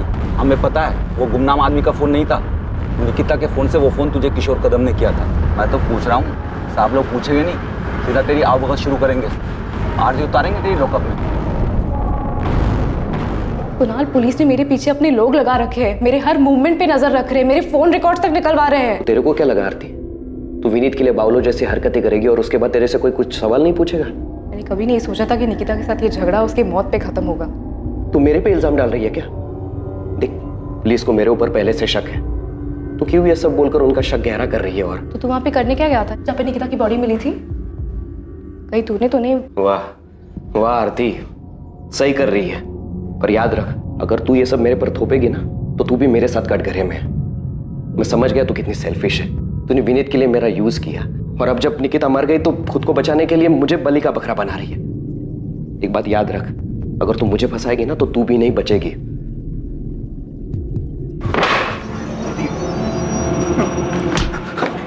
पिछली बार तू बच गया था, इस बार नहीं बचेगा। मैं सच बोल रहा हूं, तेरी लाश तक नहीं मिलेगी। जब मैंने पिछली बार सब सच बता दिया भाव ने क्या किया, तो अभी मैं झूठ क्यों बोलूंगा साहब? कसम से साहब, वो लड़की उधर अगर आई भी होगी और भाव ने उसके साथ कुछ किया भी होगा तो मेरे को नहीं मालूम। तेरे भाव ने प्रताप राव का कर्जा क्यों माफ किया, वो भी निकिता के मरने के बाद? जितना मुझे मालूम है, भाव लड़की के मरने के बाद बहुत डर गया था। उसको वो अलका वाघ मारे वाला मामला याद आ गया था। अभी अगर भाव और प्रताप राव किसी खोपचे में कोई डील किए होंगे तो मेरे को नहीं मालूम। निकिता का फोन कहाँ है? नहीं पता साहब। निकिता उधर मेरे सामने नहीं आई। आई होती तो मैं फोकट में इतना मार खाता, झूठ बोलता वो भी भाव को बचाने के लिए। ये दुकान में काम करने वाले दिनेश को खड़ा करूं तेरे सामने, बुलाऊं उसे? वो भी बोलेगा और तेरे कॉल रिकॉर्ड्स भी यही बोलेंगे कि तेरी किशोर कदम से बातचीत हुई थी। सर, मैं मानता हूँ कि किशोर से मेरी बात हुई। उसे बातचीत नहीं, उसे साजिश कहता है, जो तूने किशोर के साथ मिलके की थी, कि पहले निकिता का रेप करना और फिर उसे पेड़ से लटका देना। बोल, यही प्लानिंग की थी ना तूने? नहीं सर, मैंने किशोर कदम को हायर किया था सिर्फ प्रताप मामा को धमकाने के लिए, ताकि वो मेरी जमीन मुझे वापस कर दे, और जो केस कोर्ट में चल रहा है वो केस कोर्ट के बाहर ही खत्म हो जाए। केस तो बहुत लंबा चलेगा और बहुत भारी पड़ेगा तुझ पे। सिर्फ धमकी देने के लिए हायर किया था उसे, तो प्रताप राव को धमकी दी उसने? सर, मुझे नहीं पता कि काम किया कि नहीं किया, लेकिन निकिता को नुकसान पहुंचाने जैसी कोई बात नहीं हुई थी। भाव, खाली धमकी देने से कुछ नहीं होगा। उनको मालूम हो जाएगा धमकी तुम दिलवाए। पहले से कितना लुच्चा है तुम लोगों का, मालूम नहीं है तुमको? अब लेकिन ऐसा कुछ और नहीं करने का है, सिर्फ धमकी देना है, सिर्फ धमकी। तो अभी बोले ना उसका एक बेटा है, एक बेटी है, दोनों में से किसी एक को। अरे नहीं, ऐसा कुछ नहीं कराना है। ठीक है फिर, खाली धमकी का 1 लाख लगेगा, 50 एडवांस।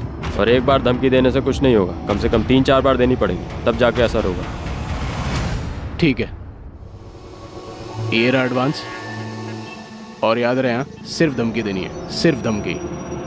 किशोर कदम कहाँ है? सर मुझे नहीं पता कहाँ है वो।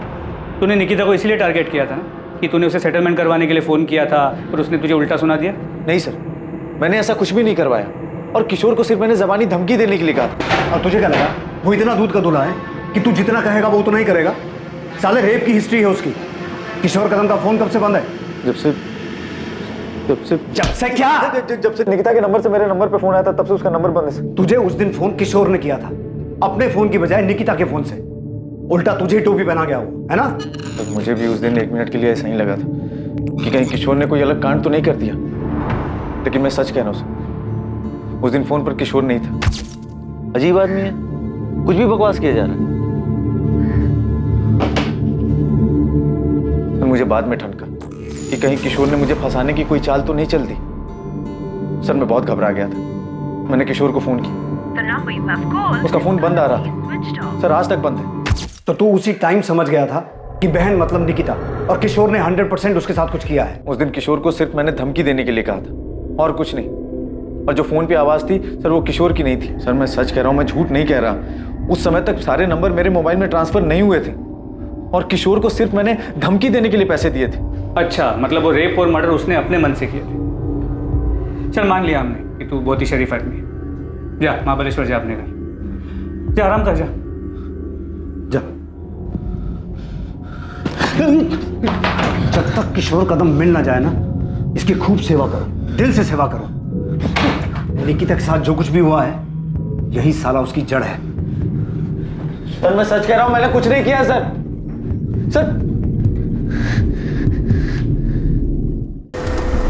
क्या वाकई किशोर कदम ने अमित की बात अनसुनी करते हुए इस जुर्म को अंजाम दिया था? अमित भावे की बात का तथ्य तब तक साबित नहीं हो सकता था जब तक किशोर कदम पुलिस के हाथ नहीं लगता और उससे पूछताछ नहीं हो जाती। किशोर तक पहुंचने के लिए पुलिस ने महाराष्ट्र के हर शहर में उसकी तलाश शुरू कर दी थी। उसकी खबर देने वाले को इनाम देने की घोषणा तक की गई थी। किशोर को गिरफ्त में लेने के लिए शहर और शहर के बाहर के सभी पुलिस नेटवर्क उसकी तलाश में लगा दिए गए थे। मुझे किशोर कदम नाम के आदमी ने कभी कोई धमकी नहीं दी, पर इस बात में कोई शक नहीं है कि जो कुछ मेरी बेटी के साथ हुआ है उसमें अमित का हाथ। सीधे सीधे इस सवाल का जवाब दीजिए। जब हमने आपसे पहले पूछा था कि आपका किसी के साथ कोई झगड़ा है, कोई दुश्मनी है, तब आपने हमें क्यों नहीं बताया? क्योंकि मुझे पता नहीं था साहब। मैं सोच भी नहीं सकता था कि जो आदमी मेरा रिश्तेदार है वो जमीन की लालच में इस हद तक गिर सकता है। मुझे ये भी कहाँ पता था कि निकिता का कोई बॉयफ्रेंड था, और ना ये पता था कि रोज की तरह वो उस दिन भी कॉलेज तो जा रही थी पर कभी लौट कर नहीं आई और मिलेगी भी तो इस हाल में। किशोर कदम अब पुलिस के लिए सबसे अहम संदिग्ध था, पर क्या वो सच में गुनहगार था? अमित ने जो उसे काम सौंपा था उसने उससे बढ़कर ये घिनौनी हरकत की थी। दूसरी तरफ विक्रम जाधव जिसने निकिता के पिता को कर्जा दिया था और कुणाल सामंत जिसने अपनी बहन के लिए विनीत को धमकी दी थी, वो दोनों भी संदिग्ध बने हुए थे, लेकिन उनके खिलाफ कोई पुख्ता सबूत नहीं मिल पा रहे। इन सब के अलावा भी कोई था जो इन घटनाओं से परेशान था जो निकिता के साथ घटी थी। ऐसा भी कुछ था जो निकिता का बॉयफ्रेंड विनीत शुरू से जानता था या शायद बहुत कुछ जानता था जो उसने पुलिस को नहीं बताया था। क्या विनीत कुछ छुपा रहा था? सर, किशोर कदम कोल्हापुर में पकड़ा गया है। ग्रेट। इस केस की सबसे अहम कड़ी अब हमारे हाथ लगी है। प्रतिमा, क्या लगता है तुम्हें विक्रम जाधव और कुणाल सामंत को अब अंदर रखने से कोई फायदा है? उनसे और कुछ मिल सकता है? सर, विक्रम जाधव के एंगल में अभी तक हमें कुछ भी नहीं मिला है। हमने काफी लोगों से पूछा, काफी छानबीन की, लेकिन किसी ने भी निकिता को उसकी कोठी या फिर उस फ्लैट के आसपास नहीं देखा जहां पे उसने अलका वाघमारे को बुलाया था। और कुणाल सामंत? सर, उससे भी हर तरीके से पूछताछ की, लेकिन वो टूटने को तैयार ही नहीं है। सर, मुझे अभी भी लगता है कि आरती का इससे लेना देना है। जो अमित के केस में है वो आरती के साथ भी हो सकता है। कि बात सिर्फ निकिता को विनीत से अलग करने की थी, लेकिन कुणाल उससे आगे बढ़ गया। सर, अब तो आरती को भी लगता है कि कुणाल ने किया है। बोल रहा हूँ ना साहब, मैं 27 अप्रैल को था ही नहीं इधर ही सतारा में। किशोर तो एक केस में बेल पे है ना, पर घबरा मत, इस केस में तो जेल नहीं जाएगा। हाँ साहब, इधर एनकाउंटर करके केस बंद करने का प्लान है, तो इधर ही ठोक दो ना, काय को काली पोकट सतारा में लेके जा रहे हो।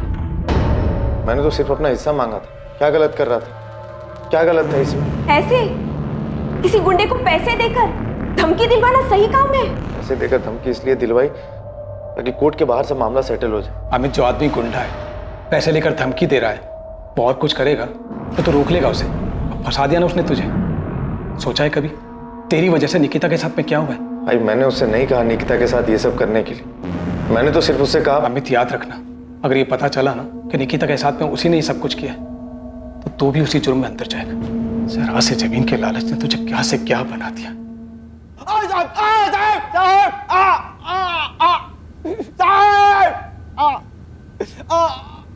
3 दिनों तक लगातार पूछताछ और मार खाने के बावजूद किशोर कदम ये कबूल करने को तैयार नहीं था कि उसने ये जुर्म किया था। वो सिर्फ इस जुर्म से ही नहीं बल्कि इस बात से भी इनकार कर रहा था कि अमित भावे से पैसे लेने के बावजूद उसने कभी निकिता को निशाना बनाया या उसके परिवार के किसी इंसान को धमकी भी दी थी। सोच ले किशोर, यही सड़ता रहेगा, बाहर की हवा कभी नसीब नहीं होगी। ना तुझे ना अमित भावे को। थक जाओगे साहब, मैं फिर भी यही बोलूँगा। हम नहीं थकेंगे, हमारी चिंता मत कर। अब अगर अपनी सलामती चाहता है तो ये बता कि रस्सी कहाँ से खरीदी? हाथ से गला घोंट के मारा या रस्सी गले में डाल के? साहब जब इतना मान के बैठे हो तो मेरे मुंह से सुनने का क्या मतलब? साहब मैंने पैसा धमकी देने के लिए लिया था और वो भी नहीं दिया, खाली पैसा कब्जी किया। लड़की का छोड़ो साहब, उसकी फैमिली के किसी एक आदमी के पीछे नहीं गया मैं। आप लोग मेरे को एड़ा समझते हो क्या? मैं लड़की के फोन से अमित को फोन करूंगा, मेरे को समझ में नहीं आता क्या? क्या देख रहे हो साहब, मैंने उस लड़की के साथ कुछ भी नहीं किया है। किसने नहीं किया? विक्रम जाधव ने नहीं किया, कुणाल सामंत ने नहीं किया, तो फिर किया किसने? सर प्रतिमा विनीत से बात कर रही है, उसके और निकिता की आखिरी मीटिंग के बारे में। प्रतिमा को अब भी लगता है कि ये विनीत पूरा सच नहीं बता रहा, कुछ छुपा रहा है। मैडम मैं कुछ नहीं छुपा रहा हूँ, सच बोल रहा हूँ। आरती के भाई ने तुझे धमकी दी। आरती और निकिता के बीच में तेरी वजह से झगड़ा चल रहा था और निकिता ये भी जानती थी कि तू आरती को मैसेज करता था, फिर भी निकिता तेरे जैसे डबल ढोलकी पे विश्वास करती कि मैडम मैं कोई डबल ढोलकी नहीं हूँ। आरती के साथ मेरा कुछ नहीं था, मैं निकिता से प्यार करता था। हाँ कुछ टाइम के लिए मैं आरती की तरफ अट्रैक्ट हो गया था और निकिता कुछ ज्यादा इस बात से डर गई। और इसी बात का डर उसे उस दिन भी था ना? नहीं, वो नाराज थी कि मैंने आरती को मैसेज की और इसी बात से परेशान थी। वो ये समझ ही नहीं रही थी कि वो मुझे लेके बहुत ज्यादा पॉजेसिव हो रही थी। परेशान हो गया था उसकी इस आदत से। और इस परेशानी का हल तूने ये निकाला कि उसे आरती? नहीं बिल्कुल नहीं, हाँ मुझसे थोड़ा तंग जरूर आ गया। निकिता तुम सिर्फ अपने बारे में सोचते हो, तुम्हें जो ठीक लगता है वही होगा और मैं चाहूँ या ना चाहूँ मुझे भी वही करना पड़ेगा। अब मुझे भी लग रहा है कि मुझे सोचने के लिए टाइम चाहिए। क्या सोचने के लिए टाइम चाहिए? कि क्या बहाना बना के मुझे छोड़ सको, कैसे उस आरती के पास जा सको? मुझे अपने बारे में सोचने के लिए टाइम चाहिए, क्या सही है क्या नहीं।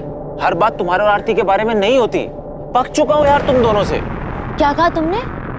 तुम पक चुके हो मुझसे? निकिता हमें एक दूसरे को थोड़ा टाइम देना चाहिए, ये हम दोनों के लिए अच्छा रहेगा।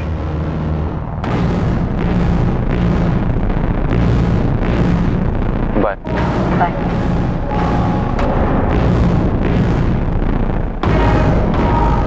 आरती को लेकर उस दिन फिर हमारे बीच में झगड़ा हुआ। निकिता भी थोड़ी अपसेट हो गई थी, मैं भी परेशान हो गया था, इसलिए मैंने निकिता को उसके बाद कॉल नहीं की। मैं कुछ टाइम के लिए अकेला रहना चाहता था। उसका फ़ोन नहीं आया, मुझे लगा कि शायद वो मेरी बात समझ गई, इसलिए फ़ोन नहीं कर रही। ये बात तूने हमें पहले क्यों नहीं बताई? क्योंकि ये मैडम हमारा पर्सनल था और निकिता के साथ जो हुआ है उसका इससे कोई लेना देना नहीं। तुझे कैसे पता लेना देना है कि नहीं? वो मवाली कुणाल या उसकी बावली बहन आरती, उन्होंने निकिता के साथ कुछ नहीं किया होगा? नहीं, मुझे नहीं लगता उन्होंने कुछ किया। मुझे लगता है निकिता के साथ कुछ और हुआ। कुछ और मतलब? ये तो मुझे नहीं पता, पर जो भी हुआ है उसका मुझसे कोई वास्ता नहीं।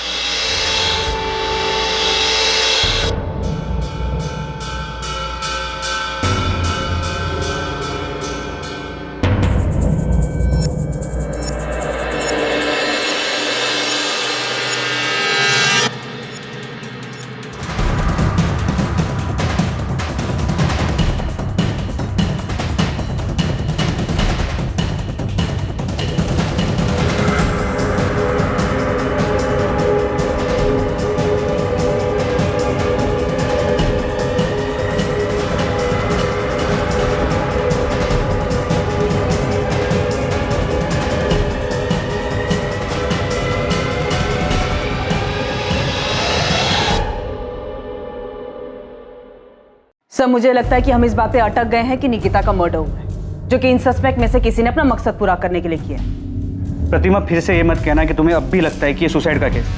प्रतिमा, अगर सुसाइड किया हो तो उसके पीछे कोई रीजन तो होना चाहिए। विक्रम जाधव की थ्योरी में कोई भी सुराग सामने नहीं आया कि उसने निकिता के साथ रेप किया, इसी वजह से उसने सुसाइड किया। तो फिर क्या हो सकता है? पता नहीं सर, पर मुझे अभी भी लगता है कि कुछ तो था जिसकी वजह से निकिता दुखी थी। ये हमने सीसीटीवी फुटेज में भी देखा है। प्रतिमा, हमें ये भी पता है कि उसके मरने से पहले उसके साथ रेप हुआ था। यस सर, याद है मुझे। सर, ये सुसाइड नहीं, मर्डर है। अगर हम ये मान भी लेते हैं कि विक्रम जाधव ने उसके साथ कुछ किया था, वो उसे बर्दाश्त नहीं कर पाई और उसने सुसाइड कर ली, तो तब भी उसके फोन के गायब होने के पीछे क्या कारण हो सकता है? क्या उसने सुसाइड करने से पहले अपना फोन खुद फेंक दिया, जो आज तक नहीं मिला? सर, इससे ये साफ हो जाता है कि ये सुसाइड नहीं, मर्डर है, और ये मैं 100% श्योर होके कह सकता हूं।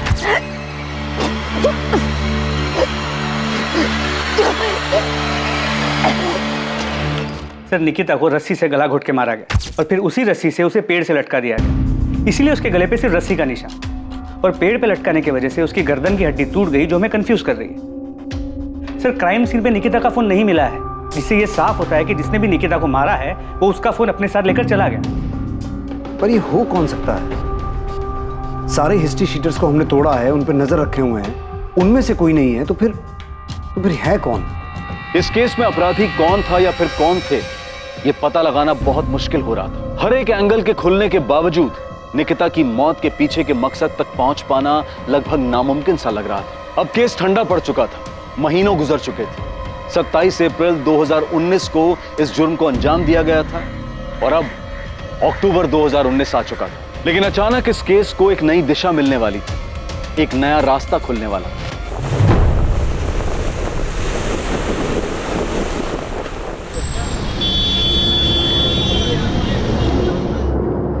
हाँ, IMEI नंबर यही है। ये निकिता आप्टे का ही फोन है। कहाँ ऑन हुआ ये फोन? मुंबई में ऑन हुआ? जी सर।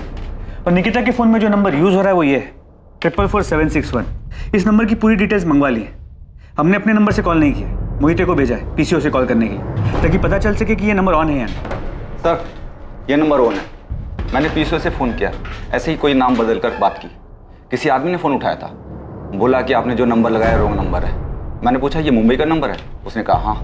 सर, मैंने उससे और कुछ नहीं पूछा, ये सोच करके कहीं वो अलर्ट ना हो जाए। गुड। एड्रेस निकालो और उठाओ इस आदमी को। जी सर। और उसे पता ना चले कि हम उसके पीछे हैं।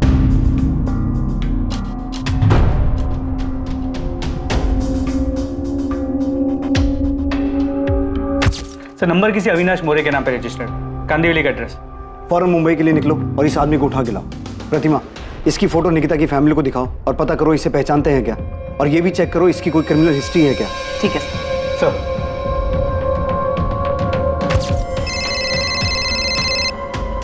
हाँ प्रतिमा, इस अविनाश मोरे का कुछ मिला? नहीं सर, निकिता की फैमिली भी इसे नहीं पहचानती। उन्होंने तो इसका नाम तक नहीं सुना। ताज्जुब की बात, इस अविनाश मोरे ने अब तक फोन स्विच ऑफ नहीं किया, लगातार ऑन आ रहा है। सर, मैंने साइबर टीम से दोबारा चेक किया, ये निकिता का ही फोन है।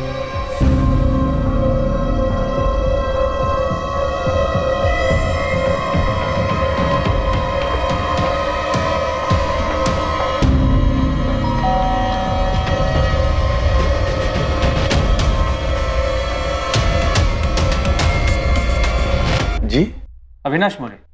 जी भाई हूँ। तू जो फोन यूज करता है वो कहाँ है? आप लोग हैं कौन और ये पूछ क्यों रहे हैं? सतारा पुलिस। और साहब, आप मेरा फोन क्यों देखना चाहते हैं? क्योंकि वो फोन तेरा नहीं, किसी और का है। नहीं, ये तेरा फोन नहीं। साहब, ये मेरा ही फोन है। तेरा नंबर 44761 3 दिन पहले एक फोन में एक्टिव हुआ था, वो फोन कहाँ है? साहब, लेकिन हुआ क्या है? 3 दिन पहले तेरा नंबर जिस फोन में एक्टिव हुआ था वो फोन सतारा के निकिता आप्टे का है, जिसका 6 महीने पहले रेप और मर्डर हुआ है। वो सब तो मुझे पता नहीं है, लेकिन इसी फोन में मैंने 3 दिन पहले सिम डाला था। अविनाश, वो फोन ऐसे नहीं, ऐसे दिखता है। सर, इसे लॉकअप में ले जाके पूछते हैं, तब याद आ जाएगा इसे। अरे साहब, इसमें याद क्या करना, मैं सच कह रहा हूँ साहब। साहब, मेरा फोन खराब हो गया था, डिस्प्ले गया था उसका, मैंने उसे बनने के लिए डाला था, और राजू की दुकान से काम चलाने के लिए ये फोन मैंने 1000 रुपए का खरीदा था। चल, राजू के दुकान पे ले चलो। हाँ चलो साहब। चल। राजू, इनको बताओ कि ये फोन मैंने तुमसे ही खरीदा था ना? हाँ साहब। ये फ़ोन मैंने ही बेचा था उसको। इस फ़ोन का जो IMEI नंबर है वो उस लड़की के फ़ोन का है जिसका सतारा में 6 महीने पहले रेप और मर्डर हुआ। IMEI नंबर सेम है लेकिन उसका फ़ोन ये था। हमारे पास एक कंफर्मेशन है कि निकिता के फ़ोन का मॉडल ये है और हमने ये भी कंफर्म किया कि इस फ़ोन का जो IMEI नंबर है वो निकिता के फ़ोन का। साहब, ये जो आप फोटो दिखा रहे हैं ना फ़ोन का, ये बिकने के लिए आया था मेरे पास, मैं ही खरीदा था। किससे खरीदा था? ऐसे ही चलते फिरते एक बंदा आया था बेचने के लिए। मेरे को ये फ़ोन बेचने का है, बंद पड़ा है, चल नहीं रहा। चल ही नहीं रहा है? नहीं। अरे भाई, इसका तो बॉडी भी डैमेज है, मेरे भी किसी काम का नहीं, खरीद के करूँगा क्या इसको? अरे देख लो, मोबाइल का दुकान है, कुछ काम आ जाएगा आपके। जो भी दोगे चलेगा मेरे को। मैं बोला 200 रुपये से ज़्यादा नहीं देगा।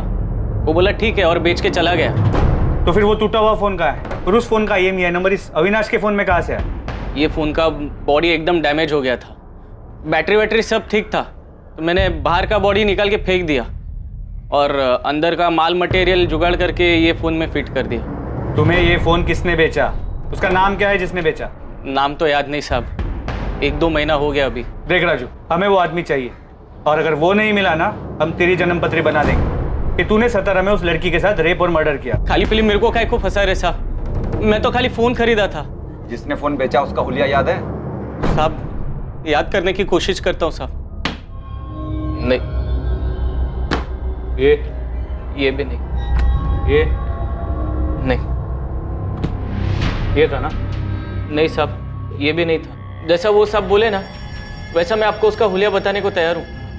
सच्ची साहब, जितना याद है सब बताऊंगा, बिल्कुल नहीं घुमाऊंगा, कसम से।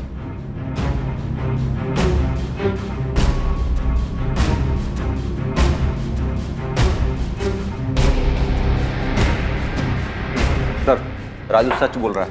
उसे जितना याद था उसने पूरी ईमानदारी के साथ याद करके स्केच बनवाया। ठीक है, फिर भी यहाँ मुंबई पुलिस को बोलता हूँ इस राजू पे नजर रखें और तुम पता करो कि निकिता के पहचान में कोई है जो स्केच वाले आदमी को जानता है। ठीक है सर। स्केच को तुम्हारे फोन और मेल दोनों पे भेजा। ये नहीं पता कि ये स्केच उस फोन बेचने वाले आदमी से कितना मिलता। तुरंत इस स्केच को सभी जगह भेजो और पता करो कि स्केच से मिलता जुलता दिखने वाला भी कोई आदमी है। यस सर, मैं सभी जगह सर्कुलेट कर देती हूँ। राजू की मदद से जो स्केच बनाया गया वो उस आदमी की शक्ल के काफी नजदीक था जिसने राजू की दुकान पर निकिता का मोबाइल बेचा था। वो आदमी वास्तव में मौजूद था और यकीनन सतारा में ही था। और निकिता से जुड़े लोगों में उसके बॉयफ्रेंड विनीत के अलावा ऐसा कोई नहीं था जिसने इस आदमी को देखा था या पहचान सकता था। कौन है मैडम ये नहीं जानता, लेकिन इसे पार्क में देखा है। जहाँ मैं निकिता हमेशा मिलते थे, इसे बहुत बार पार्क में देखा। मुझे बड़ा अजीब लगता था। मैं और निकिता जब भी मिलते थे हमेशा वहां होता था। क्या ये हमेशा आसपास रहता था? हाँ, ये स्केच पक्का उसी आदमी की तरह दिख रहा है। अगर ये विनीत और निकिता के हर बार मिलने के वक्त वहां होता था तो इसका मतलब है ये सतारा का ही रहने वाला है और शायद कहीं आसपास का ही हो। लेकिन सर इसकी कोई क्रिमिनल हिस्ट्री नहीं है, पर फिर भी मैंने गोविंद और बाकी खबी को काम पे लगा दिया ये पता करने के लिए कि ये कौन है और कहाँ रहता है। गुड, ढूंढो इसे ताकि इस केस को क्लोजर मिले और निकिता को न्याय। सर। प्रतिमा। Yes sir. तुमने बताया कि विनीत कह रहा था कि ये हमेशा पार्क में मौजूद रहता था, उन्हें घूरता था। यस सर, वो दोनों जब भी पार्क में मिलते थे ये वहां रहता था। 27 तारीख की निकिता की वो फुटेज निकालो। हमें इस एंगल के बारे में कुछ पता नहीं था, हमने कुछ मिस किया है। 27।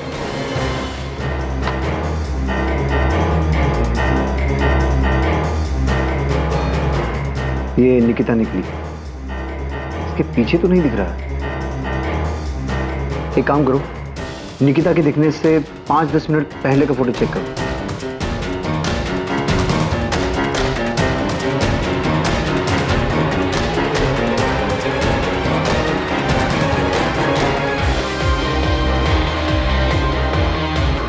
एक मिनट सर, स्टॉप कीजिए इसको। अब नॉर्मल कीजिए। यही है वो तो यही है।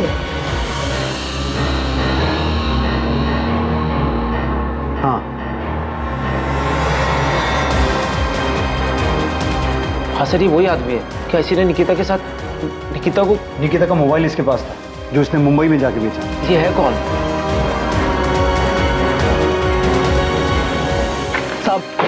इस तरफ। प्रशांत केलकर नाम है इसका, इलेक्ट्रिशियन है, यहीं सातारा का ही है। पुलिस ने इस आदमी का स्केच बनवाया था, उसे 27 अप्रैल की सीसीटीवी फुटेज में पहचान लिया गया और पुलिस अपने मुखबिर की मदद से उस तक पहुंच गई। जी चल आजा। क्या हुआ साहब, क्या बात हो गई? साले 6 महीने से भटका रहा है, पूछ रहा है क्या हो गया? मुझे नहीं पता क्या हुआ। चल अब चल। प्रशांत केलकर नाम है उसका, इलेक्ट्रिशियन है। विनीत ने बताया कि निकिता विनीत जब भी पार्क में मिलते थे ये हमेशा वहां होता था। ये कौन है? ये किशोर कदम की तरह कोई दूसरा आदमी जिसको अमित ने पैसे देकर निकिता को? नहीं, प्रशांत हिस्ट्री शीटर नहीं, उसे पुलिस स्टेशन ला रहे हैं, फिर पूछताछ करेंगे उससे। मैडम, इस आदमी का मेरी बहन से क्या लेना देना? पता नहीं शिवम, अभी कुछ नहीं बता सकते। ऐसे ही बोलेगा या इलेक्ट्रिक शॉक खाएगा? बिना झटका खाए बोल दे, बेहतर है। निकिता का फोन तेरे पास था, उस मोबाइल शॉप वाले राजू ने तुझे पहचान लिया। अरे ऐसे प्यार से नहीं बोलेगा सचिन। प्रशांत केलकर, निकिता के साथ वो सब तूने किया ना? मैं सही बोल रहा हूँ?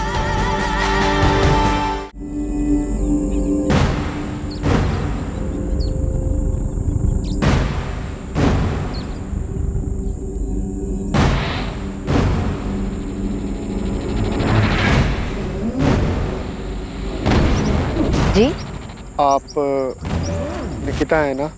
हाँ, क्यों? आपसे कुछ जरूरी बात करनी है। क्या बात करनी है? आप हो कौन? तो मैं आपके पापा को जानता हूँ। पहले बताओ तो सही, आप हो कौन? क्या बात करनी है आपको? ये क्या कर रहे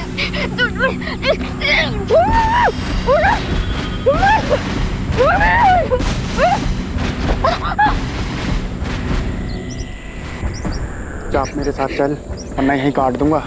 प्लीज मुझे जाने दो। मेरे बैग में कुछ पैसे, मेरी घड़ी, मेरा फोन सब ले लो। प्लीज मुझे ऐसे जाने दो। मुझे ये सब कुछ नहीं चाहिए, मुझे सिर्फ तू चाहिए, सिर्फ तू। कब से तेरे पीछे हूँ, आज जाकर मिली है तू।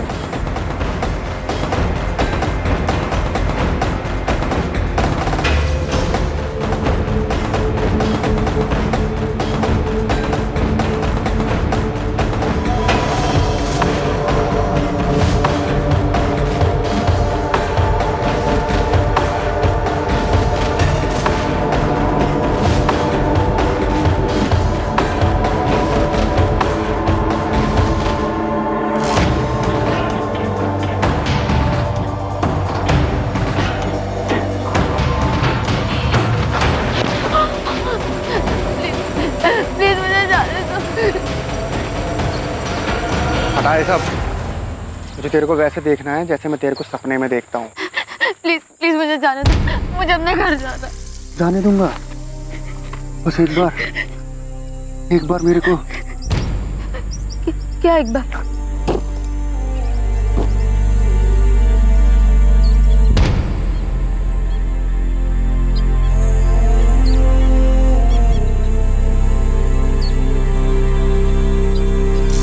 ये ले, पहन ले।